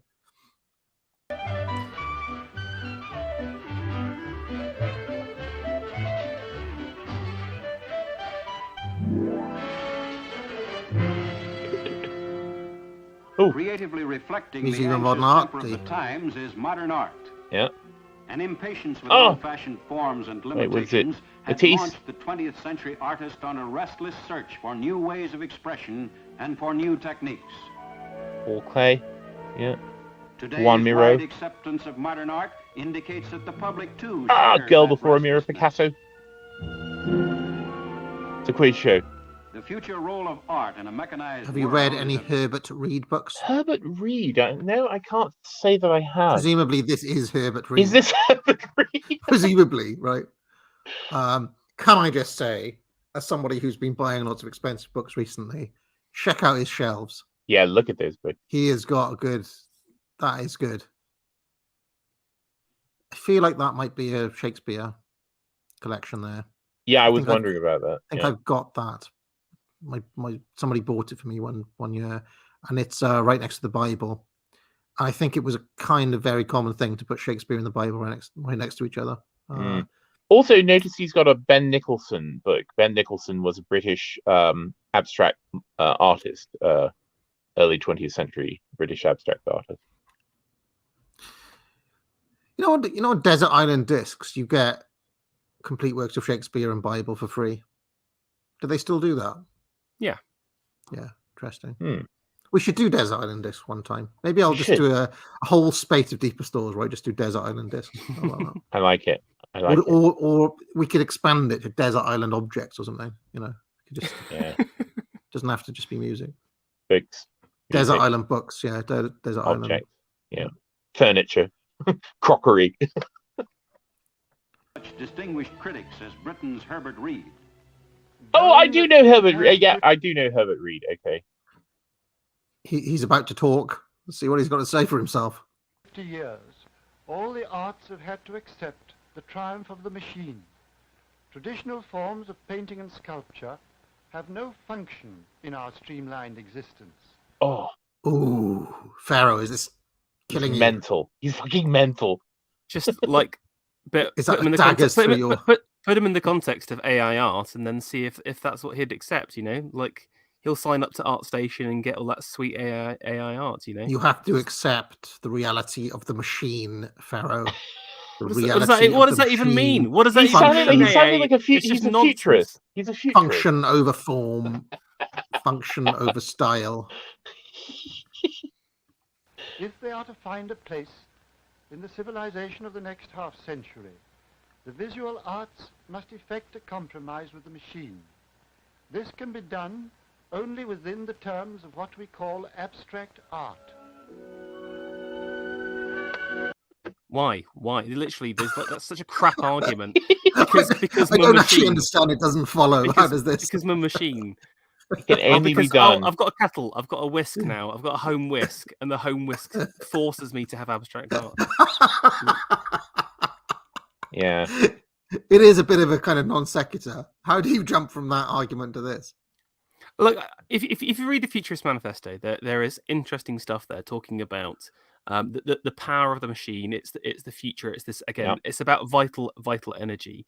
But what we've seen is that the machine is a form of golden handcuffs to society, which when it was meant to free us, but it's in fact restricted what we do. The amount of low quality Photoshop art that is now being produced, you know, that kind of generic global art style, all because of Photoshop. You know, Photoshop and its consequences has been massively detrimental to creativity and art. I would say maybe in those first, you know, like 1910 to 1930, there's something true to the vital effect of the machine, but the machine has broken away from its master, and we are its slave in today's society. We must break the machine. Just to counterpoint a little bit. Well- I don't know. Did you know whose piece this is, or I was trying to figure out who did this one, and I'm not entirely sure. I mean, I could certainly tell the period. I mean, this is clearly, like, I would say 45 to 50. This I mean, is this there- may be a British piece, but I don't know. There was this type of linear abstraction was kind of in vogue. But if I was to gesture towards a reading, though, in light of Reed's manifesto, right? What if the artist here is saying like, I'm trapped by machines, I can't get out, and this painting is saying, modernity, like Michael Jackson's Scream or a Radiohead album or something like that. But the point of abstract art is that it's totally devoid of that kind of meaning and reading at the same time. No, that's a simplification. Okay, let's find out. Let's find out what this art piece is called, and let's see if it has a reading to it. I do want to. I have to say, unfortunately, I've got to go now. But what? I'll look forward to the rest of watching the rest of the stream later.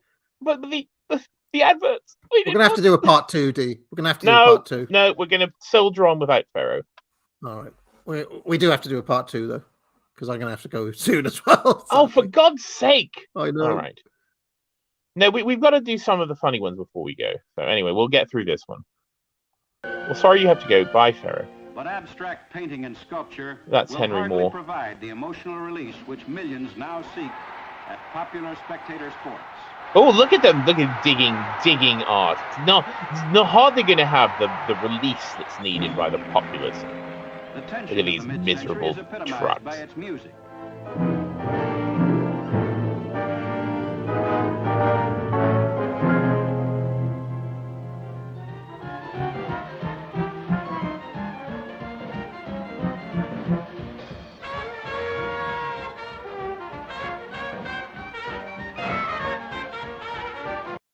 Something in my bones is tingling. I smell subversion in this sequence, but we'll see. Look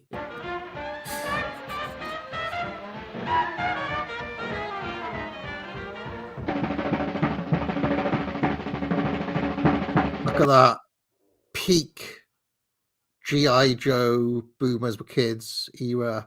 Let's Go USA with the drummer. Isn't that cool?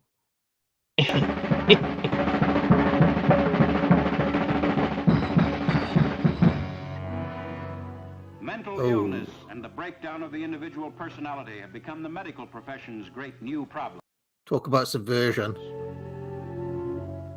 Multiplied and magnified, the insecurity of modern man has been tragically demonstrated in the catastrophe of total war.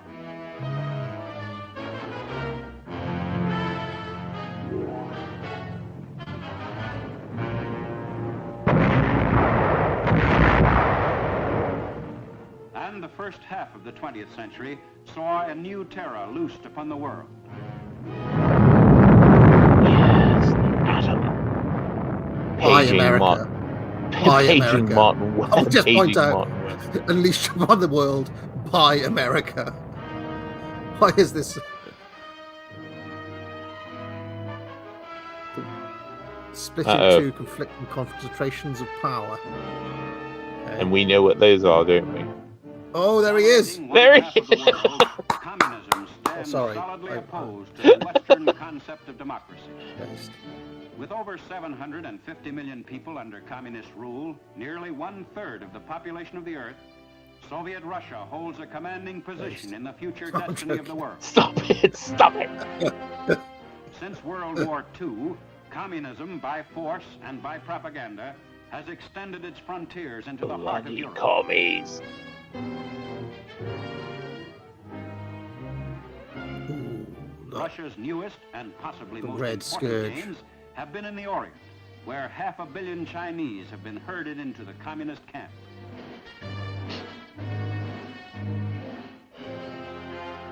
I think they kind of herded themselves into the communist camp. Across the world, the Western democracies, led by the United States, oppose the communist drive for world power. Marshall Plan aid has been of enormous assistance in rebuilding the free nations of Europe and has started them on the way toward economic union. Ooh.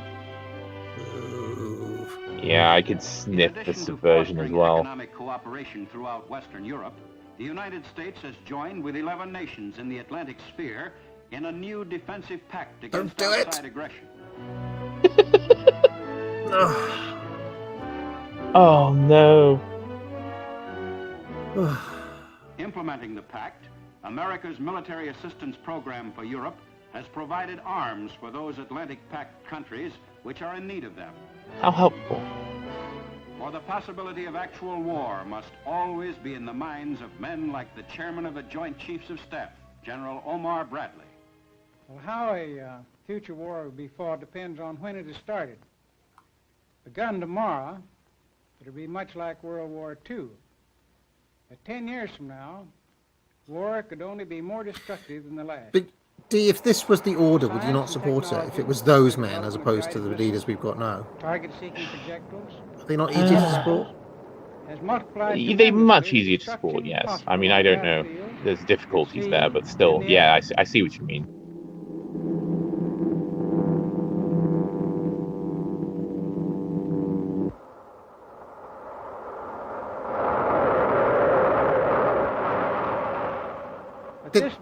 This film was made at peak Faustianism, Dee. This is like the peak Faustian film of all time, Yeah. I reckon. The more Indeed. I work on the plans for defense, the more I'm convinced that Four-star war is general. not inevitable, and that our defense plans are only a part of our strategy for a lasting peace.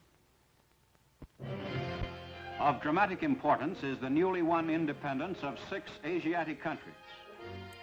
The second half of the century will Tiger. expose them to world forces from which today they seek to remain aloof. Just look at that map. So we've got Thailand. I mean, Indonesia's kind of been lost to Islam, hasn't it? I mean, Indonesia's not really in the Western sphere of influence anymore, would you say? I would probably not really, no. Philippines. They haven't highlighted Korea, interestingly. They've highlighted Pakistan, which isn't India. What's this here? This is Eastern Pakistan's become Bangladesh now. Is that right? Burma. Interesting. Okay. Yeah. In India, freedom from British rule, long a dream of the venerated leader Mohandas Gandhi, was realized just before his death. Yeah, with a The lot staggering of help. job of guiding India's millions in this critical period fell to his follower, Pandit Nehru, who knows that India, to resist the infiltration of communism, must quickly consolidate her new position. In the worldwide shifts of political influence, the Western powers still stand as the bulwark against communism. Do not suppose that Oh. half a century from now There he is. you will not see 70 or 80 millions of Britain spread about the world and united in defense of our traditions, our way of life, and the world causes which you and we espouse. How's it going, Winston, though? How's it going? God's sake. 1950, yeah. Let us then move forward together in discharge of our mission and our duty, fearing God and nothing else. I mean, what happened was they defeated the communist threat. And then, lo and behold, they were the subverters all along. Yeah, we were the bad guys all We were the along. bad guys all along. I mean, how did that work out? The champions of the crowd. Western concept of democracy are everywhere derided by the Stalinist mouthpieces, men like Britain's communist chief, Harry Pollitt. Boo. Working people of all capitalist countries will become the masters of the wealth they produce. Boo! Scum! Marxist scum! As in the Soviet Union, China, and Cuba. Look, he's openly got a fucking Stalin poster. A picture of Lenin. Here he is, living freely in London. Why do you tolerate it, you idiots? Giant bust of Karl Marx. I mean, does this not show that they were never serious, though? It's just like, oh, yes, the communist threat. This guy who we have not arrested in any single way, who's allowed to freely propagate communist propaganda from his office in London. Fuck's sake. Oh. It was fake, I'm telling you. If they were serious, he'd be locked up. He'd be arrested by the FBI, as Francis Parker Yockey was. Concept of democracy. He's British. Are He's everywhere not be derided arrested by the by Stalinist But he could be policy. arrested by MI5 then. All right. Men like Britain's communist chief, Harry Pollitt. The working people of all capitalist countries will become the masters of the wealth they produce, as in the Soviet Union, China, and people's democracies. Poverty, unemployment, and war will be abolished. Mankind will rise to heights of social, economic, and cultural progress undreamed of in the past. All roads will lead to communism, and British and American imperialism can do nothing to stop this inevitable development. How's it going? How did that work out for you? But in the United States, an overwhelming majority of citizens feels that communism is not the inevitable development. Free enterprise and capitalism, which the communists despise, have given the American worker the highest standard of living in the world. How's it working out for you? That the answer to the future lies in correcting the faults of our own political and economic system is the ardent belief of such trade unionists as the CIO's aggressive Walter Reuther. Democracy's most challenging problem is to find a way to translate technical progress into human progress and prove that men can enjoy economic security without sacrificing their political freedom. The communist masters in the Kremlin offer the promise of economic security at the price of political and spiritual enslavement. While rejecting communism, American labor is equally determined to resist the abuse of economic power in the hands of the great monopolies. While labor maintains that the rights and dignity of the individual are superior to the claims of the state, we also insist that people are more important than profits and that human rights come before property rights. Ooh.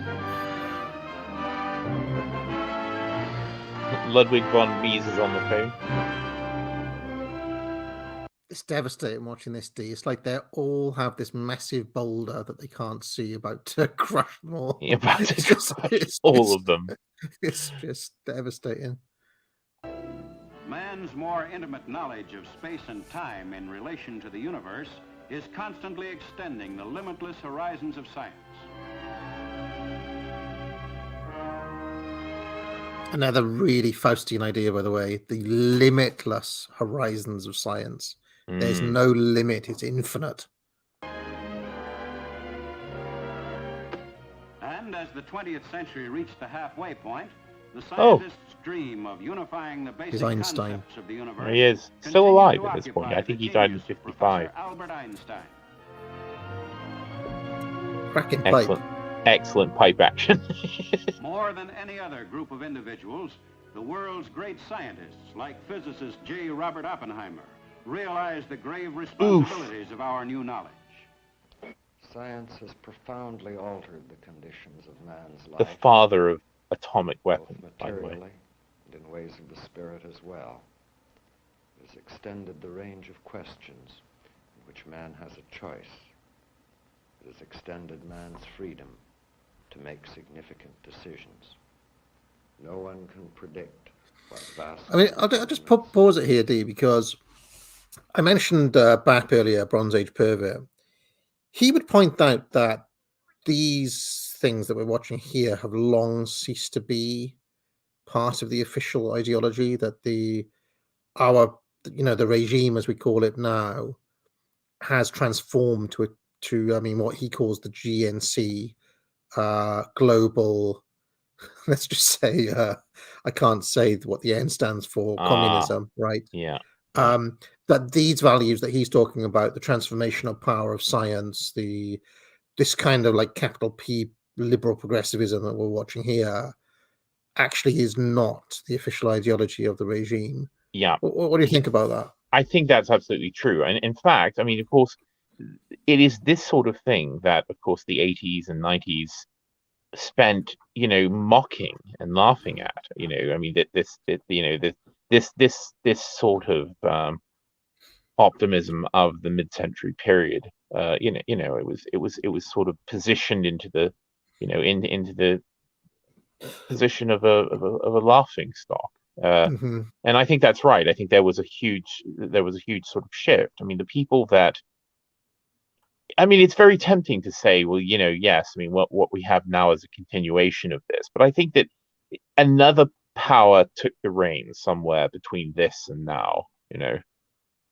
And no, I think that's absolutely correct. It obviously has a very different spirit. This, also pernicious, by the way, in my view, but it's a different type of thing. I think Bap would say there's something in this vision that young men could still get behind. Yeah, whereas, yeah, and they did. Yeah, exactly. Whereas it's very difficult to get behind, basically a regime that tells you to worship another race, to apologize for yourself and behave like a woman, essentially. Yeah, because this was still a transcendent vision, and of course, what we have now is anti-transcendent. In all ways. Yeah, interesting. Knowledge, the future of science will discover. But we know that as long as men are free to ask what they will, free to say what they think, free to think what they must, science will never regress, and freedom itself will never be wholly lost. That's like it's a mainline American, like just pump it in my veins, American, like America, fuck yeah. Oh, I love the contemplative full stop of the drag on the cigarette. You understand though, right? This vision was attractive, and there's a reason why it kind of seduced the world. Yeah. But unfortunately, that in itself became subverted to what we have today, unfortunately. Well, as I said, they slipped inside the skin suit and they took control of it, and yeah, they completely subverted it. I mean, all of these ideas that he's talking about. I mean, all of this idea of using science to transcend, some of the grimmest aspects of humanity. They have been using up the eating the seed corn. They've been burning the last fumes of that. I mean, they did it with COVID. They took all of this kind of I would say real enthusiasm for these things, and they burned through its the trust that had been built up and the kind of dreams that had been built up for almost a century, and they just completely destroyed it. Yeah, I mean, people saying it's only its conclusion. I've been working on Spengler, so he's kind of in my mind at the moment. But I think if Spengler was looking at what had happened, he would not say what Bap calls the GNC is a continuation of this. He'd say this is recognizably Faustian, right? Whether it's hubristic or foolhardy or insane, it's still reaching for infinity and beyond, right? There's no limit to what we can do. This is the Faustian spirit, whether it's Pope Gregory the Seventh or Oppenheimer, right? What the progressives have now is recognizably what Spengler would call Magian, right? He says the Magian civilization, which is basically of the Middle East and the peoples of the Middle East, including the Arabs and the Jews and various other groups, and the Persians, they all have a kind of worldview based on binary opposition of good and evil, right? And if you think about progressive ideology, it is basically a binary good versus evil narrative, not a reaching up to the stars narrative. And I still think, I mean, if you remember when I said there's a split between the techno-globalists and the neocons, I still think that you can recognize it there, because the neocons' view of the world is good versus evil, whereas the techno-globalists, and obviously we disagree with their vision, but they're still reaching for something in a recognizably European way. So I still think you can see it. And when you spot it, you'll be like, oh yeah, this kind of insistent on a binary, the reduction of all issues to a good versus evil narrative, evil whites versus good oppressed minorities in this case, is something that is kind of alien to Faustian mindset, according to Spengler. So yes, just something to consider, that this GNC, is actually a foreign import, not a kind of natural next step for what Faustianism should or would become. Yes, I don't know if I agree with that, but it's just something to think about. Yeah.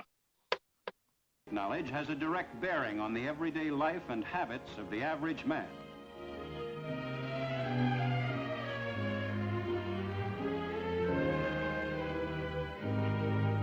How science will shape his future, and how modern industry can bring nations and individuals ever closer together, is revealed by RCA's chairman, David Sarnoff.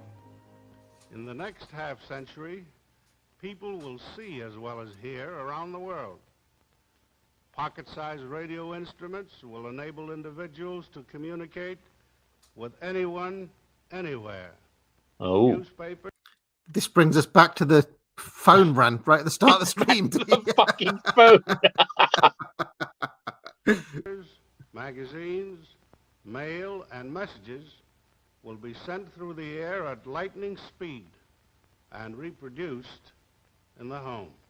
Yeah. But material progress alone has not solved the problems which still plague mankind. With all the advantages provided him by the industrial age, he is more than ever in need of knowledge and understanding to help him solve his difficulties. To gain this knowledge, we have a free and democratic system of public education existing in the Western world, which has undergone a very encouraging development in this century. Uh-oh. But mankind still has far to go in its universal search for knowledge. See, look, it's lost a sense of the spirit, though, already here. Remember, right at the start, we had all these people in churches praying. Yeah. Remember? Yeah. Now it's just about knowledge. It's a technical problem of knowledge and education. Yeah. It's not a kind of, oh, there's some other yearning in man that needs to be fulfilled. It's just a knowledge problem, essentially. Yeah. And look, all the women at the front, all the men in the back.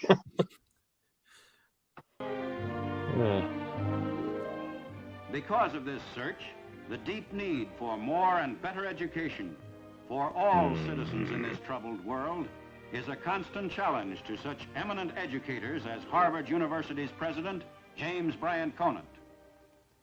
The appraisal of the schools by our citizens is of paramount importance in this mid-20th century. This is true irrespective of the role that education plays in the grim ideological struggle of our times. For if I'm right, that our American system of public education is the symbol of the special contribution which this republic has made to the concept of democracy. Not sure you were. The future of the undertaking has significance which far transcends the immediate issue. It is rather in a demonstration that a certain type of society, long dreamed of by idealists, can be closely approached in reality. A free society in which the hopes and aspirations of a large fraction of the members find enduring satisfaction through outlets once reserved for only a small minority of mankind. For men still hope they are halfway to a world of freedom, peace, and harmony. Today, this hope is embodied in the Organization of the United Nations. For survival rests now more than ever on honest cooperation among nations. In the second half of the 20th century, man must determine whether or not future generations shall live in freedom and at peace.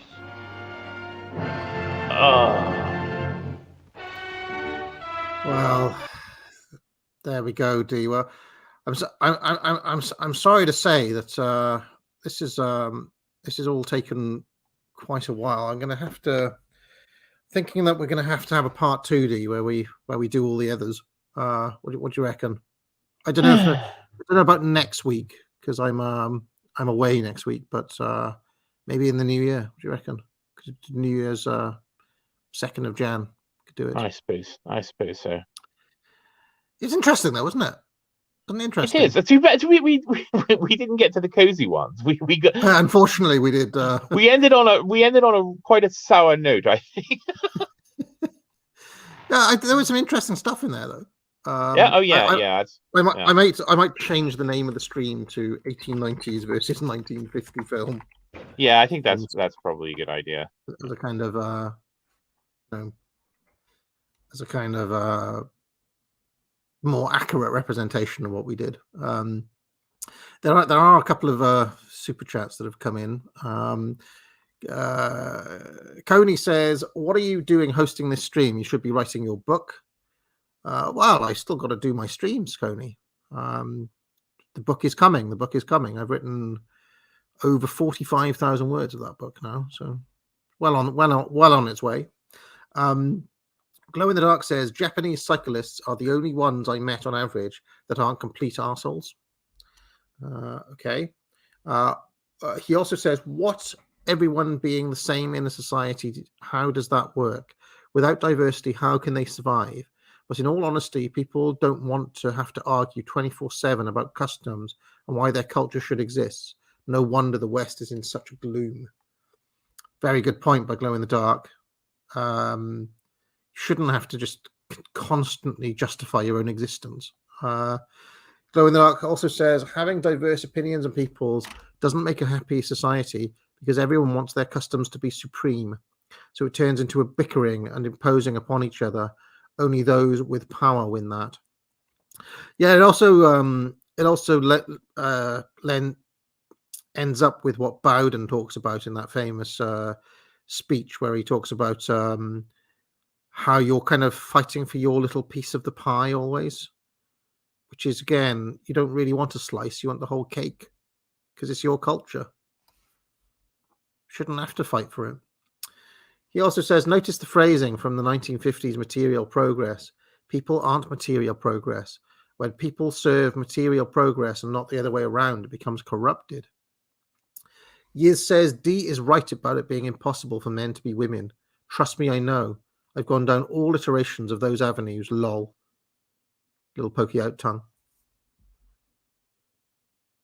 Glow in the Dark says, "Deepest lore on Christian alarmists or crazies' predictions of the future and how close they got, as well as the tactics used to discredit them." I mean, if Sorokin, who I've been working on, was an alarmist or a crazy, if you could call him that, his predictions were basically 100% spot on in all ways, and then some. But you may have other sorts in mind. I mean, it really depends on the group, right? There are groups who believe that the world was going to end in 1997 and stuff like that, and then that didn't happen. So he also says, "False dichotomy, function versus artistic. Machinery has an art in and of itself. It is efficiency and growth to a point that it can't function outside an overmanaged environment that is the enemy." Do you want to speak to that at all, D? Machinery has an art in and of itself. Do you think that's true? It's difficult because I think it's just sort of using the term art, in just a really general way. I mean, I would say that's certainly true. And of course, traditionally you could apply that term, the several mechanic arts and such. But yeah, I don't know. I'd have to think about it. I think generally when I speak about art, it's there we go. She doesn't agree. Yeah, when I speak about art, I'm sort of speaking about something different. I think those things, this sort of attempt to kind of integrate everything into one sort of canon, it doesn't quite work. But yeah, I mean, something to think about. There is. I mean, there's this show that used to be on that I still watch sometimes called How's It Made? It's just kind of you watch that? I love. There is a kind of I mean, it has to do with aesthetic, but I get a kind of what do they call it? ASMR. There's something about watching, I don't know, machinery work. They could be making a bag of crisps or something, or how is a bottle of tomato ketchup made or whatever. Oh, it's certainly, I mean, there's certainly beauty in those things, of course, because yes, I mean, and as I said, I mean, there is a certain, there is a certain, I can't think of a word that I would use for that. But yes, I mean, of course, the in a way, all right, I will concede, with the engineering of these things, that there is a type of order and efficiency and inventiveness that that is beautiful. And you can get lost in a rabbit hole of those on YouTube, because once you watch one, then there'll be another one recommended, and another, and you will go from billiard balls to marshmallow cakes to God. I think of the Radiohead song "Everything in Its Right Place." It's just watching. It's just watching a kind of absolute order play out in front of you. Indeed, yeah. No, those are great. Those films. Drongo says, "I am about to finish the fundamentals of writing." I see what he's done there. Yeah. He's deliberately spelt everything wrong to wind me up. Utiz 4321 says, "Russia hasn't chosen the Asiatic; they have been forced towards it. Putin spent most of his time in office trying to move towards the West." Yes, that is true. But of course, he has been rebuffed by the West, and so they will drift towards the East once more. But Spangler was talking about Russia under communism as having gone towards the Asiatic. In a lot of this literature, in Gobineau, in many others, the Chinese are seen as like what we would call today Bugman. As a kind of embodiment of a quite alien spirit. The insectoids. Yeah, and obviously Russia going towards that was seen as being, quote unquote Asiatic. Glow in the Dark says, "Diversity causes weakness. Diversity is weakness." Piers Taylor has just sent me a full stop, but it's got $5 Australian. Thank you very much, Piers. It means so much. And Glow in the Dark also says, "Knowledge and information isn't wisdom and character." Yes, indeed. Machiavelli Sucks to Go So says, "Ritz versus Ats. It's called soccer." I don't know what that means. I don't know what that means either. Ritz versus Ats. Okay. All right. Well, thank you very much, Dee. We'll be back tomorrow night for it's going to probably be quite a long stream. I don't know if the dreaded party stream. The dreaded party stream. It's going to be filled with awkward silences, women, stories that don't really go anywhere. It's going to be amazing. Drunken autists. Drunken autists. I mean, I've had about 30 people say they're going to come, Dee. So how the hell we're going to manage that, I don't know. No. It's going to be like Chris Gard, Giant Geo, plus, Dave Martell. We need a structure. We need some sort of Italian, Morgoth, Scrappy Doo. Not Scrappy Doo. We need a structure. We need Alex Masters and Birdie. Oh, Alexander Adams said he was going to come. I mean, there's just so many. No, we need some sort of structure. Carl said he was going to come. No, not Carl. It's how. It's like putting like dozens of gorilla silverbacks in a room together and seeing like how you're all going to get on. Oh God, we need some sort of thing. We can't just have it be a free for all. We should have a game show or something and eliminate people and get rid of them. Do a vote, like vote people off the show. Yeah, people off the island. Who should leave next? And people can make cases for why they should stay on. Carl, you're the weakest link. Goodbye. I might just play the host and get people cocktail sausages and serve them drinks and things. Hide in the kitchen and talk Hide about in the mental kitchen, health yeah. with your bro. Remember that advert? Oh man. Yeah. All right. So Years wants to come on. You know, it's all. I'm just going to say. Oh, why doesn't everyone come on? Why don't all the chat come on? Everyone come on. Everyone in the fucking world come on. Oh man. All it's right. gonna. But as you know, it'll end up with the dying right at the end. It'll end up with dying dregs, and it'll be me, you, and Panama Hat. And a deflating balloon. Yeah. Deflating balloon, the empty bowl of cocktail sausages, and you'll be sat there and you'll be like, again from that advert, I want a cocktail sausage. Remember that little Yes, crying I type? I remember, yes. It's all too All much. right. Yeah. Well, thank you very much, everyone. At least it'll be a diverse crowd. It'll be a truly diverse crowd. Yes. Well, thank you very much, everyone. Yep. Do pick up your Trivium, your Mega Bundle, any of the courses, Foundations of Writing. Pick them all up now. I need at least a few people to do that. Otherwise, I'm going to be in trouble for the huge number of Folio Society books I bought. So, yes, do pick up those courses. D, you doing any spaces or anything later on? Yeah, maybe I'll do a Twitter space at the usual time when no one is awake. So look for that tonight, friends. It is very weird because, of course, then I end up with the only people available to join me are like Mr. Patriarch and Chris Gard and Marcus. So it's a very Australian heavy show with and Mr. Patriarch talking about snow for 10 minutes. So excellent. Well, catch that later on. I will see you. Yeah, we'll see you tomorrow night. All right. Get out, everyone. Maybe you should be living here. What goes on in this town is none of your business. As long as I'm living here, it is. Then maybe you shouldn't be living here! Well, that's easily fixed.